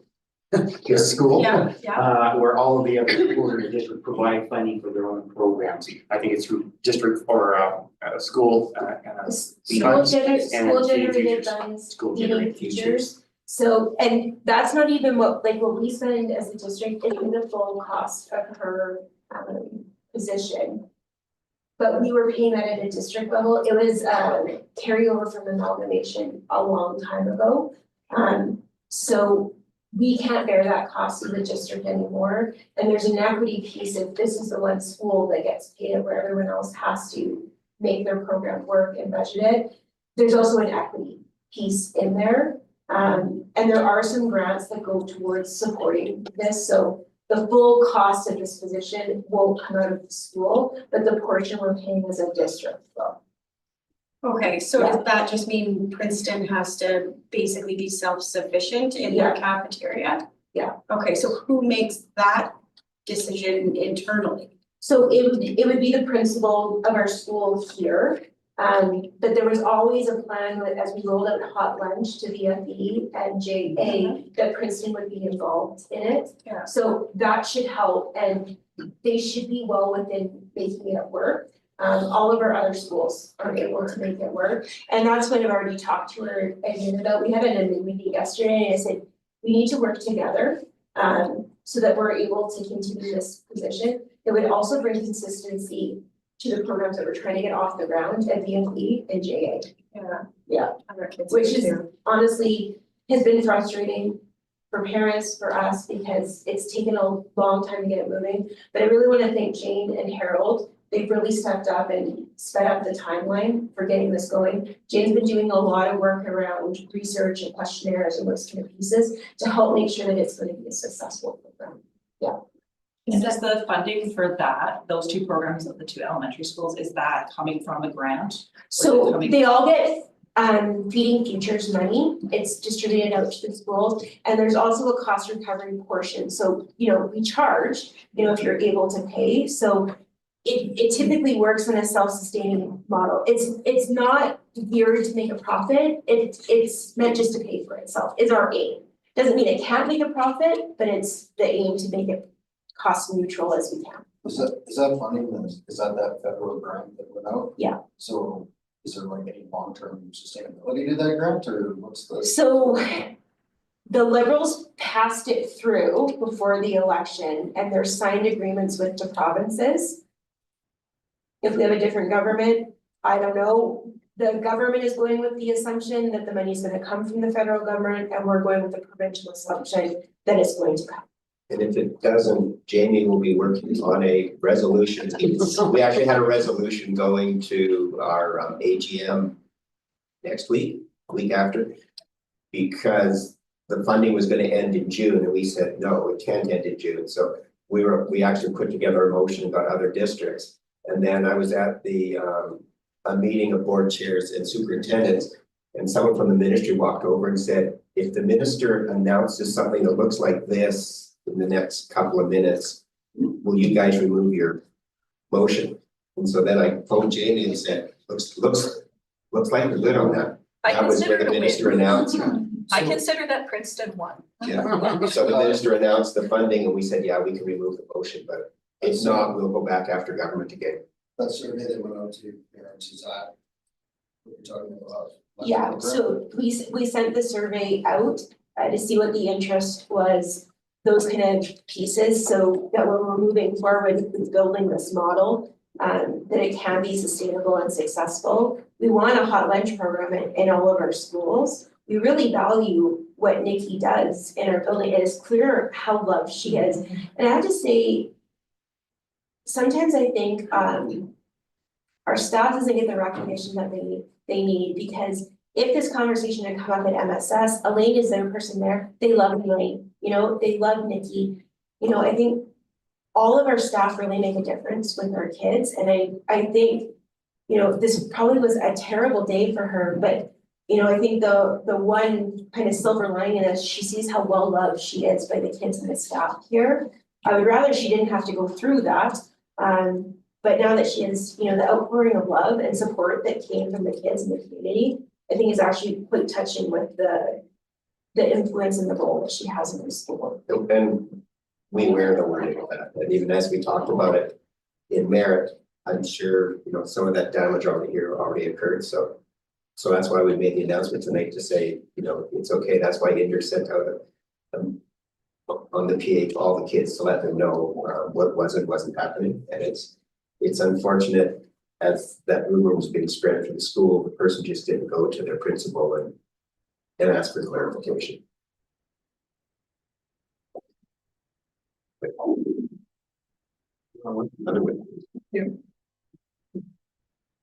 So earlier in the slide, we talked about, or the presentation about a balanced approach. And again, we're not going to be able to balance it exactly how we wanted to in terms of even throughout the three. But here's a slide. The left-hand side is a reflection of the percentage of those groups and their budget from a salary perspective.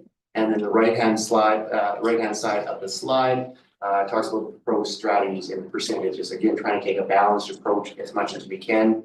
As you can see in the QP side, a little bit heavier than their percentage of the budget, again, based on the priorities and all of the other criteria that we were trying to balance. This is the proposed and the breakout of the proposed strategies. That would be one of the first questions the board will ask us is how are these impacting our employee groups? And here's a summary slide to be able to reflect that to them.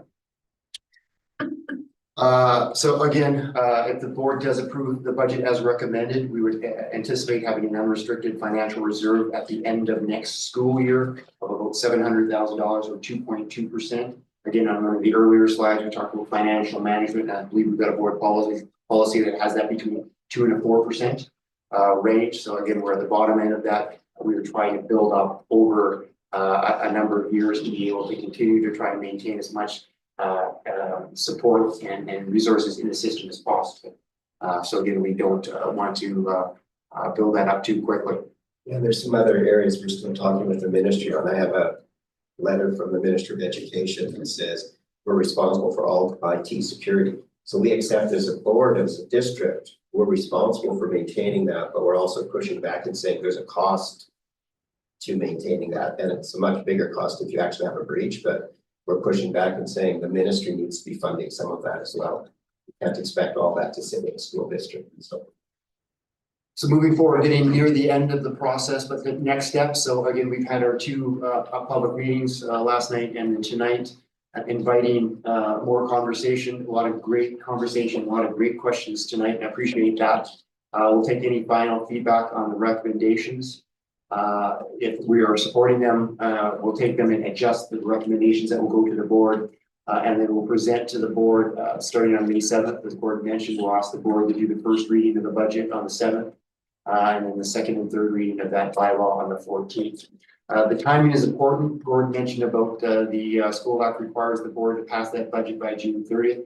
But there are a number of things that we have to do from an operational perspective on these recommendations around staffing. There's requirements in both collective agreements that we have to comply with. So that's why this conversation is happening now. That's why we wanted to get any final feedback and then present to the board so they can make an informed decision as best as possible in the month of May in the first half, so that any of those decisions then we can start to incorporate those so we can meet the deadlines and then be in place to be able to open our schools back up in September with a budget that we can get behind. And then if there's enrollment changes, either up or down, we can make adjustments or recommend the board make adjustments at that point in time. So long conversation, long questions, but are there any other final questions or comments? Yeah. Is there any Sorry, questions questions online? Yeah. Let's go through those and then we'll get questions here as well, because we've had some throughout the evening, but I know there may be more online. One of them is with the new HR director position for internal investigations and as assignments. Isn't that already the job of the superintendent or other admin staff? So here's the problem with this. I'm the final decision maker when there's an investigation. So typically I'm not involved in the investigation because I have to stay out of it and be a neutral third party for when that recommendation comes to me. The other piece too is I have a lot of duties and responsibilities, and these investigations take quite a bit of time. Part of the reason we have a director of HR, the specific director of HR that we have, is she actually has a lot of certifications that we don't no longer have to contract out for them. And if any of you are aware of the changes that are coming with WorkSafe, her credentials are going to save us a lot of money in the future. There's a number of things coming down out of WorkSafe that require certain certifications. And our particular director of HR is a little bit of a unicorn because she's worked in other industries. She has a multitude of these and she's able to. So if she didn't have those, we'd have to contract out to get that work done. If you're having a hard time hiring TTOCs to cover the shortages, is it possible to hire a continuing TTOC in an attempt to attract people? I'm gonna say we are already having trouble staffing leaves that we've had that are full-time positions. At our French immersion school, we had to rework our timetable where 3 teachers are now covering off for a position that's sat vacant for months. I had to do reassignments at the beginning of this year because we weren't even getting applicants for 3. If you have to go, no worries. That we weren't able to fill. So most people are not gonna come for a continuous TTOC contract. And there's additional costs that come to us if we have them on a contract. There's benefit costs that come from that, and their daily rate is typically higher. So our costs are already increasing. That would further add to our costs. And to be honest, one certified TTOC is not gonna fix our problem. Our issue is larger than that. The other ones you already answered. Okay. And any other questions? I have one question about the noon hour supervisors, like our VFE has 2, like it wouldn't be like a cut down to 1 then, right? So like what we would look at is we're actually looking at our EAs and our hours and how can they help support over the lunch hour. Also to keep more of our EAs, so we're potentially looking at that. Our ratios are pretty high at some of our schools for our noon hour supervisor ratios compared to the population of the school. So that's more of a school by school thing, but this is something that we've identified. And then it also helps us with the EA positions. We have to give a half an hour lunch, but most of our lunch hours are an hour. So we can kind of balance it off and it helps support keeping those jobs. Because you referred to the provincial ministry data, just on kind of budgets and percentages that are allocated to different categories. The table that I have from the school year, all of the numbers match up except the one that has to do with the cost for district administration. So there's district administration, operations, transport, construction. At the board meeting last week, we did see a table over the last 6 years that the teacher union presented. That kind of shows that our trend towards investing a percentage of our budget in instruction is gradually kind of decreasing a little bit. So we're at the bottom 25% of the province when it comes to the districts in terms of the amount we invest there. Whereas when I look at this table, it says 6.1% for district administration, which puts us at the top 25% of the province. So you kind of have instruction and district administration. The number shown in this slideshow is the provincial average, which is 4.9 or 5%. So I'm just wondering, as we talk about right sizing, the concept of right sizing, or even just optics, when we look at provincially, do you think, because the final decisions aren't made yet, that's going to happen at the board meetings and those meetings that will happen, that there might be some effort to just bring us a little closer to the median in the province in those areas and a little bit more up, because it's provincially the amount invested in instruction districts is gradually been kind of going up. So it's now about 83% on the lower end. And then another question could be, is the number on the slideshow different because something happened since the data was reported to the ministry and that maybe we're not aware of it, it's just not reflected, is why it's showing 5% and not 6.1 for district administration. Just some questions I have regarding part of that. So if we look at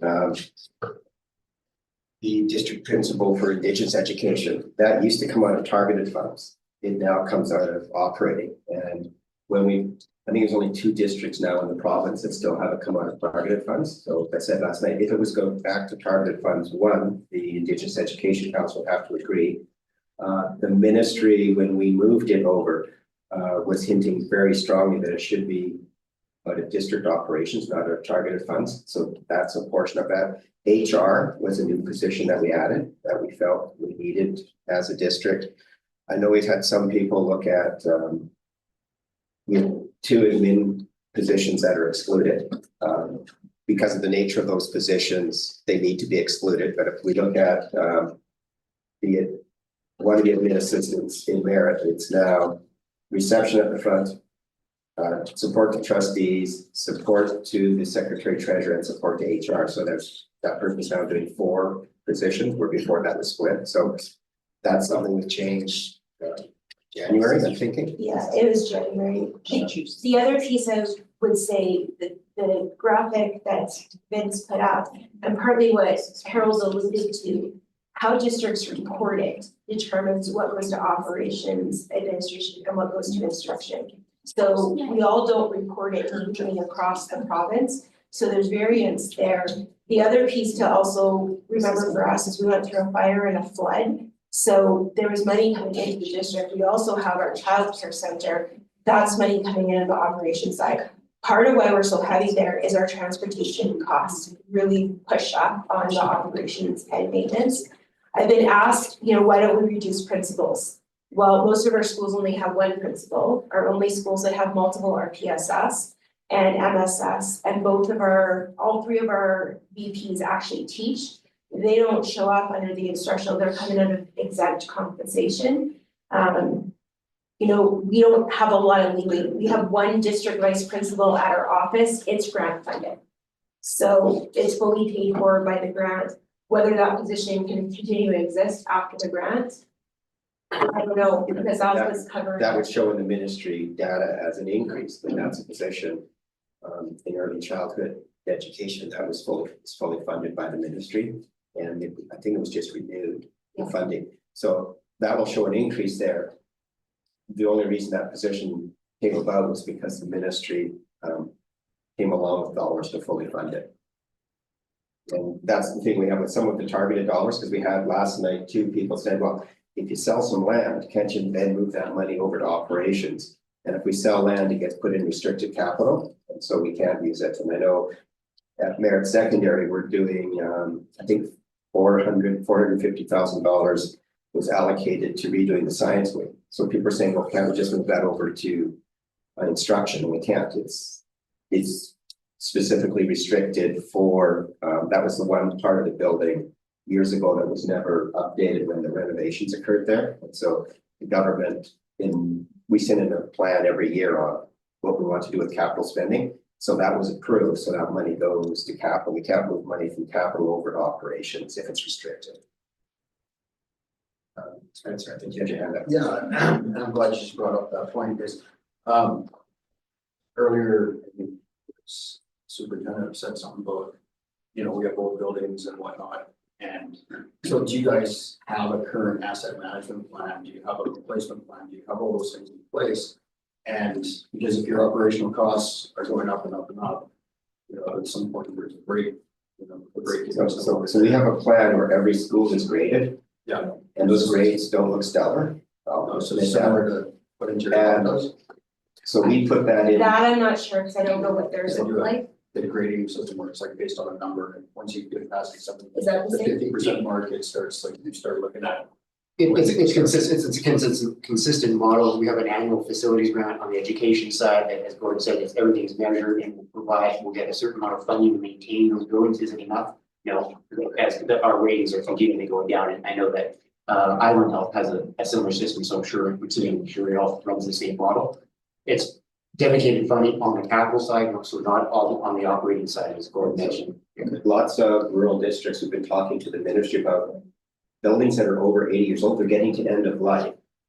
And it's how do we compete with urban districts that are having growth where, you know, right now, I would say there's students in Surrey who spend their whole K-12 system in portables because it hasn't kept up. But it's how do you get something here that's getting end of life and moved ahead of a Surrey or a Central Okanagan or a Kamloops that's getting, you know, new buildings that are running 40 to 80 million. I think the ministry mentioned that they would replace one school a year for the entire province. Right, and everything's being rolled through those districts. So something you explained and I understand this because we're the same way when you sub capital, you have to put it back in the capital. So last night in your presentation, you said you were trying to get a restricted covenant off of one of the properties that has a reverter clause on it that would go back to the Crown. Would that be your plan? Would be to get that? So there's off so you can sell the property and go to capital? 10 of the 12 properties down here in Princeton, where there's a restricted covenant that says should if it's not used for educational purposes, it reverts to the Crown. And we've been talking to government about is there a way to get that taken off? Because then that could free it up for social housing potentially. So, but right now, 10 of those 12 actually have a restriction on them that says if it's not used for educational purposes. The other piece is we have some other pieces of land. If we sell them, what happens on the capital side, if we have a capital project, government says, well, hang on, you sold some property, so we're going to use that money before we invest dollars on that capital, so at a certain percentage. So, but I say that's something we're trying on that land is can we get that? Because I think the view when it was researched here in Princeton was the intent of the person when they gifted the land, it was gifted then to the Princeton School District. It wasn't gifted to the provincial government, but the way it was written up in documents. You know, and so that's a disagreement we have with them on. I know what property you're talking Yeah. about. Is there a definition of what is considered education? Good question. So. If it has to be used for educational purposes, is there a definition? Like, So that property was gifted, I can explain a little bit. It was gifted, the school district owns two portions of that little lot. I think there's like 4 or 5 lots there that are in a Crown grant, but it was gifted with the purpose of kind of at the time, it was because it was prior to the construction of these schools. It was gifted as kind of an idea of like a neighborhood type school. So that's as a what? like a Sorry? neighborhood school. And it's currently being used for something else. And I mean, that's where the challenge is it's been out of compliance with the grant.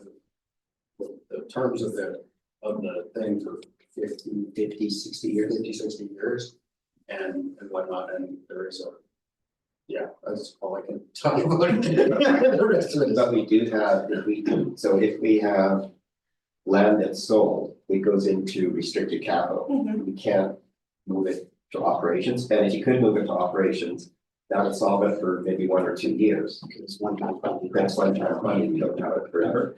But you know, we'll have different, we have restricted and unrestricted capital in our operating dollars, and when money's in a specific, we have targeted funds, so one of the questions asked is whether we can move some of our Indigenous advocate dollars out of, no, it's targeted funds for the ministry or the specific position, so I can't say, well, we're gonna move So it. if it's capital for a capital purpose, what is an example of that? Expansion of a school, rate of an HVAC system, insulation and so forth, roof. So capital improvements. And that's going to build capital as opposed to on operating. already existing. Yeah, so make a roof out of our annual facilities grant, we probably have to save up for 8 years to replace a roof. Because the amount of money we get each year isn't enough, so I think We phase the project over a number of different years. like this roof, basically all of this depending on if roofing contractors are in demand in that year, this roof would probably for this whole building, would probably close to $1 million they would charge. So let's say you were to sell something, take that capital, add it to here to maintain or do something, then that in turn could take down your maintenance or your tradesman or whatever. Not a such, trade, you know. no. It Not can't, a trade. it account. can't, No, it because can't go that's to operating. wages. It No, has to- I mean, because you fix the building, Yeah, all of a sudden your trades. Oh, like last won't time, be that. okay. That would be the downstream bit. Yeah. Yeah. So there is, there Yeah. is. Some kind of quantify that. Yeah. to make that. And as I say, that particular property we're talking about, it specifically says on, except for 2 of those, it goes to the crown, so we wouldn't even see it come into, to be able to hold it for Princeton, so we're saying. Unless it was purchased for education purposes. So depending on what that It has is. to be used for educational You purposes. can't, Oh, it has to cannot be be- used, it can't be sold Cannot for be sold. educational purposes. period. Ah, There's always a catch with everything, Point. yeah. yeah. No one from 60 years ago was around to tell us. We believe we know what the intent was. Yeah, The so- parties, and You gotta remember, Candace, back then, we only had the ones, we only had the one school, right? And then the between 72 and 74, then you go before the 4 new schools, and then it was 78 the first year was up here. So that's when all that took place. So before that, there was a neighborhood, somebody owned half the block, and they granted it to the Board of Education back then as for the use of an education. a future school. Which meant a school, right? Because at the time, we only had the old high school, the elementary school, and nothing else here, so those were getting old and our grandparents went to school there and whatnot, and our parents went to school there, so they were like new schools. Yeah, that's-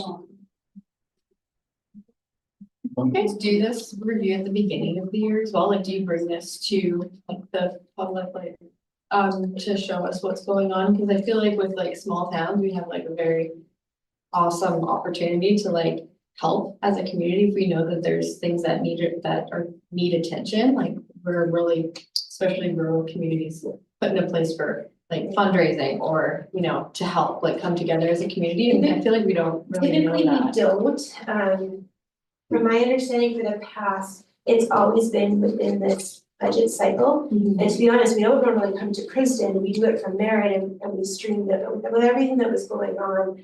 And I think probably good practice in the future, come to both communities so that you can have that face-to-face interaction. This year during the provincial election, we did reach out as trustees into both communities and say, and education didn't even show on the radar during the provincial elections, and that was, what we're trying to do was get it.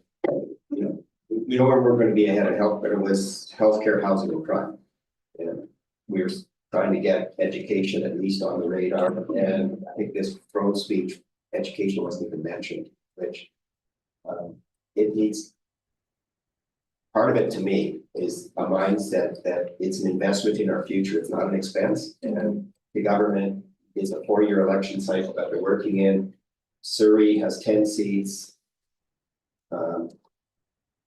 And that's some of the reality we're working through, but it's, part of it is, for the last election, was trying to get focus put back on education. I think this was probably the first election I'm probably aware of in 30 years where education wasn't even mentioned. Would it be something you would consider bringing it in? To me, it would, your you know, attention? especially in the context of this year, we can do something kind of like the state of the district. you know, this is where we find ourselves. We'd wait till after September 30th because that's kind of where the cut is. We'd probably be looking at mid-October, late October. But if that's something people are interested in, I'm sure we could explore that as I think a lot of us would appreciate it, like, Yeah. here was our projections, now here's where we actually are. Yeah, because right now you guys are coming up on this, like, you're gonna hand it in next week, so there's literally like nothing, like, the decision's pretty much made for this year. And that's so kind of- everybody's welcome to also come to a monthly meeting. Yeah. In our districts where we discuss finance. Yeah. And I think what I hear Candace and you say is let's have this topic as a standing item moving forward so that we can come monthly and participate in that conversation. Yeah, we And where just- the meetings go. Yeah, when we, We're up in Princeton. and we're building our budget now, the next year. We'll pass the budget in June. It's a preliminary budget. We don't actually hear about our final funding until January. And it was late this year, so we actually didn't hear about our final budget until March of this year, which meant for this year, which meant you only actually had 3 months to make any adjustments. And so we're starting now, we'll pass the budget in June. It'll be preliminary. Government does something called a 1701 report, which is full-time with students in your class. We'll hear that in September. They'll work that number through in December. We'll get a number in January in this year. Doesn't that seem like a huge flaw in the system? Oh, yeah. Well, my personal favorite is the grants that we're supposed to stop at the beginning of the year that we don't find out whether we actually got the money until So February. we staff. So we're guessing that we're gonna get this grant. So we guessed on a grant of how many FTEs? We asked for an additional 2. Yeah. We didn't hear until we got them. That's also part of the reason we're in a better budget position we're right now. There's a classroom enhancement fund, so it's kind of like on top of what your enrollment generates. We'd asked for an additional 2 because of different pressures we were feeling around ELL and some other things. It came through, so that helped bring our deficit down by 200,000, but we couldn't bank on that. So part of when we were talking about our deficit, we're like, this is our deficit if this doesn't come through. If it does come through, we're 250,000 better the other way. We hired into the positions. Thinking, hoping Hoping, that you get it. yeah, a little bit like. Yeah, it's a flaw. Huge. So the school taxes collector actually. How's that work? They're going on the budget you made last year for this year on taxes that were what? Yeah, it's like they're 1 year behind on everything. Yeah. We even asked about, Yeah. for certainty, could government adopt a 3-year budget cycle? And they laughed. But we said, you know, that would make sense for planning, that if it was a rolling 3-year cycle, you could actually project into the future on what you're doing. So you guys only do 1 year at a time, you don't do like. We have multi-year budgets, but in terms of asking the board to approve that budget. It's like local government that doesn't have to do 5 year. Yeah, we do that, but government doesn't commit. Yeah. We're saying if they can commit in a 3-year cycle, Not a part of tax that, they're authority. saying is if government changes, that would commit a future government to. And I'm okay committing a future government to fund education. But I don't sit as an MLA and the MLAs aren't keen on that idea. Do you guys get funding per student through First Nation? There's a grant that goes with it. Yeah. They're typically targeted funds, but there are for Indigenous students. And what are they used for? So it's meant to be used in addition to what the school board would provide for everyone. So one of the things that it funds is, we have Indigenous student advocates. All of those positions are funded out of the targeted budget. Like Allie's job. Like Allie's job, which we're grateful we have that because we're able to have people like Allie. It pays for different cultural events, there's some transportation pieces. And as a school district, we actually bring it to our Indigenous Education Council. We bring recommendations like we do to the board, but we also bring recommendations to our Indigenous Education Council. And the members of that group decide, oh, we do the same process. We do a tentative budget and then we do an amended budget because it operates on the same piece. We have a high Indigenous population, so our budget is fairly large that they work with. But as trustees, we don't have to say over that budget. And several years ago, we created, well ahead of the province, an Indigenous Education Council here, so that it was doing the funding. That's now occurring across the entire province where it's a separate group. So it's not something that your board of school trustees controls. And really, you shouldn't be controlling the dollars that are. Yeah, those are best but wouldn't it decided just by make our sense to put a partners. First Nation representative on the board and then? Have them here. Well, we actually John- had, yeah, John, John Chenoweth is Sil. Yeah. there's, there's actual legislation that the particular IEC has to decide on the budget, even if there was an Indigenous trustee. The council itself has to decide, and part of the new policy that came out, they distributed representation differently, so First Nations that are local get 2 seats, non-local First Nations get 1 seat, and then it was by invitation out to represent your other Indigenous group. So we also have our Métis students represented by the Métis Association, and for urban students, the Friendship Center. So that's who sits on our IBC, including a rep from Upper Snoqualmie, and they help make the decision around those. Differences between rights holders, like within our district. I think there's 44 distinct Indigenous cultures within our schools. But those who are not from this area, from Indigenous lands, do not have the same rights as Silk or. Do we get the same funding though? Well, the kids are all being funded the same way, so we have, if you live on reserve, it comes out of, it's called nominal roll. So the money flows to the nations and the federal government, they fund it to the district. For kids that live off reserve, they're provincially funded, and they're all provincially funded at the same rate. And BC is actually unique because the federal funding is really lower than what provincial funding is, but BC actually has an agreement where they top it up for kids on reserve so that you get the same amount. And then there's additional targeted dollars for Indigenous students on top of it. So I'll be a little bit more specific. So our band, we're status, me and my kids, all of them, we're Coastal Salish, we're down Chiats and Sardis. Yeah. My kids go to school here, have always gone to school here. Do they get the same amount of funding here that they would if they went? Oh, anywhere, yes, Yes. Okay. yeah. Sorry, I misunderstood. As long as they, at the start of the year, we ask kids to identify, and if they identify Indigenous ancestry, they would get the targeted. Yes. Yeah, and So you you guys do that, and then when you enroll our kids, you wanna know our status number, or status number.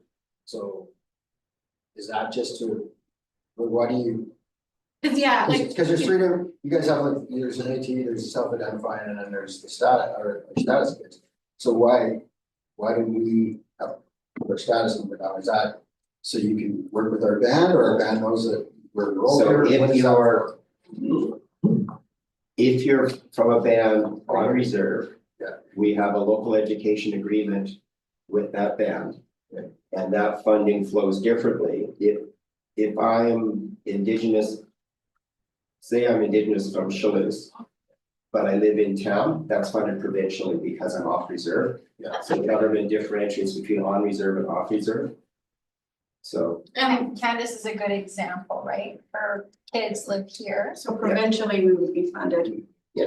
and then like we were non-status and then last year we turned status and the school required us to give us our like status card. Is there a different, do you get more funding if you're actually status as to If you're non-status? if your I don't status, think so, I think it's just Indigenous. Yeah. It's, Why do they? you have to self-identify, not, Yeah. yeah. Get the status number, Lacey, it comes from provincial funding. Yeah, but what's the difference between like non-status and status? It's 2 different groups that fund you. No, So no, it's on reserve and off reserve, that's the only difference. So you said something about rights holders, so because this is our home territory, we're off reserve. How does that differentiate between those kids and the kids that are, say, you know, just self-identifying, they're not from here? What does that mean? so there's pieces, might get it wrong, I think it was Bill Corey, I could be wrong on the bill. There are pieces where rights holders have a different status than partner groups. So we are required by law, we were doing it in our district long before it became law. where we meet with our rights holders. There's also in BC, which is unique across the country, there's the BC Tripartite Education Agreement, BCT. We're the only province that has that agreement, which is an agreement between First Nations, federal government and provincial government. And so that's another piece. And so that's part of where some of our Aboriginal transportation dollars come out of BCT. Which is, But this funding really has nothing to do with the budget that you guys put forth because it's a completely It's a separate completely entity. different budget, and that's one of the things I spoke to our right holders about. Unless our number of kids goes down or the province changed the funding for that budget stays status quo. There's no cuts that come. and we from that. don't want government to remove targeted funding for Indigenous kids. If they roll that into the block, we will lose. We're close to 50% of our kids are of Indigenous ancestry. If they were to roll that into the block, we know we get wiped out by districts that have 70,000 kids. The other piece, it's complicated with Indigenous funding, so you can be status or non-status, but if you live on that reserve, you're a nominal enrolled student. So even if you're not from that band, even if you're not Indigenous, if you're living on that band, you can still qualify for nominal enrolled funding. If you live off reserve, status or non-status, and you choose to identify as Indigenous, it's provincial funding. It's a complicated process. It has more to do with where people live, of which government funds it. And there were pieces, I'd say probably changed in the last 10 years. Federally, when I started as a trustee, the federal government did not believe there were any Indigenous students with diverse learning needs, and so did not fund any of that. We had at one point where the provincial government said, well, that's crazy, we're going to fund it if you're not going to. And they had a pan-Canadian number for funding kids who were on reserve coming. When I first started as a trustee, that was 30% less than our provincial funding. So it meant for Lower Nicola, if that student came in, that shorted their band school because they had to top up the 30%. Then the province started topping that up, but that's just some of those federal provincial relations where we're going, well, you're actually harming Indigenous kids by underfunding them by 30%, and that's what it was when I started as a trustee. And just went like, And then it evolved until. yeah, we go, that didn't make sense. Any other questions? Well, thank you for coming. Oh, Oh, I have one, sorry. Years ago, I've been told that EAs used to be able to TTOC. Is there a reason why we took that away when we need TTOCs? So what they can do is if they want to TTOC, they have a choice of which relief list or substitute list that they want to go on. So if they want, you can't be on both lists. It's a collective agreement thing. So if you choose to be an uncertified TTOC and you were previously an EA, you have to give up your spot on the relief list for the EA. So, and you can be an uncertified TTOC if that's what you choose to do. If you want to be a relief EA and that's what you're looking to do, then we call you out to sub for our EAs. We actually need people on both lists because when our EAs are gone, we also need someone to cover for them. I asked the same question, I'm like, well, could we cross, and I was told it was a firm no, because it kind of seemed like a no-brainer to me, but there's collective agreement provisions around it. Yeah, I just never used to do it, so it's awesome. yeah. But if someone is interested, you know, if they're on a relief EA list and they're interested in being a TTOC, they can just contact us and we can look at making that change too. So encourage them to reach out to Barb, our HR lady. not seeing, it's just a move here. Yeah. I don't exactly. So I'm sure how to form the question. Well, so just follow me. Earlier in the slides, you had a percentage of the budget's amounts, and it was like around 84% for teachers. And I'm just wondering. For staff. For staff, It's for staff, thank you. And I'm just wondering, because I know that later in the slides, you talk about the 5% increase and how it's gonna continue going up. Is there like gonna be a cap to like how much is spent on that? On staffing? Yeah, and like, cause you're just talking about taking away some EAs, but you're also hiring in supports for the teachers as they're not incentivizing for So, teachers. to be more overall, we have seniors, to live within our means. Yeah. Percentages, for what you spend on staffing or what you spend on services, like Harold said, some boards code it one way, some code another. I'll be honest, most of the boards I've been through, it fits at 90 or 91% sometimes, and it's really hard. I think it's the way that we're coding some of the things in our district. And because there isn't consistency, that's the problem that comes with comparing it. But overall, we have to live within our means. But what I will tell you for our services and supplies, they've been cut back probably as much as we would be able to. And that's always the first thing that everyone goes to, what can we just cut there? What's happened over time is there's been cuts made in those to save our staff, but we're still drawing down on our reserves. And now we got to the point, we can't cut it back anymore for service and supplies, like there's only so much you can do. And the problem is the cost of everything has gone up as well. So overall, we have to stay within our parameters. That percentage might shift slightly from year to year. But we just have to stay within our means overall, but there's some costs, you know. I've seen this in other districts where I've been, like they'll slash the photocopying budget to $0. Well, that's completely unreasonable. That's not what it's going to be. Or I've seen where they've undercut, you know, what utilities are going to cost. So basically you're creating a deficit without creating a deficit, and then you act surprised when you get to a deficit at the end of the year when you're putting in figures that were not realistic. As you mentioned, we have to pass a balanced budget. Yeah. So when we've been drawing down, you would see on our budget in past years, it would show a deficit. And then when we show what we pulled from reserve, which got to zero. And those weren't necessarily bad decisions. We were investing those dollars within the kids, within the classrooms.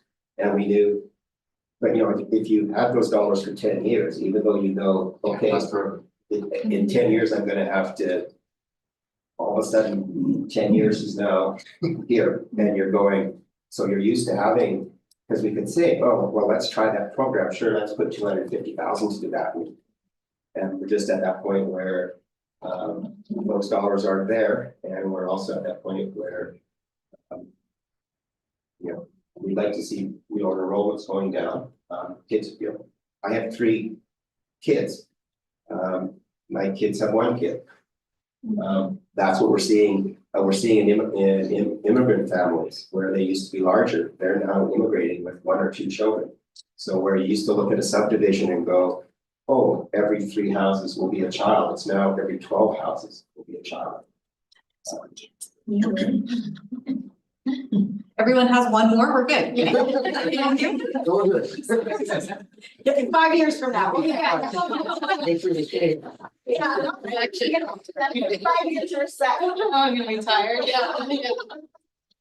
yeah. Some of your spouses may disagree about that. But I do want to thank you for how long you stayed. I really appreciate coming out, like especially on a Thursday night. It's nice to be able to have face-to-face conversations with people, so just thank you, we value your time. It's appreciated, so thank you. Thank you. Thank you. Happy Easter. Yeah. And if you haven't voted, it's voting starts before.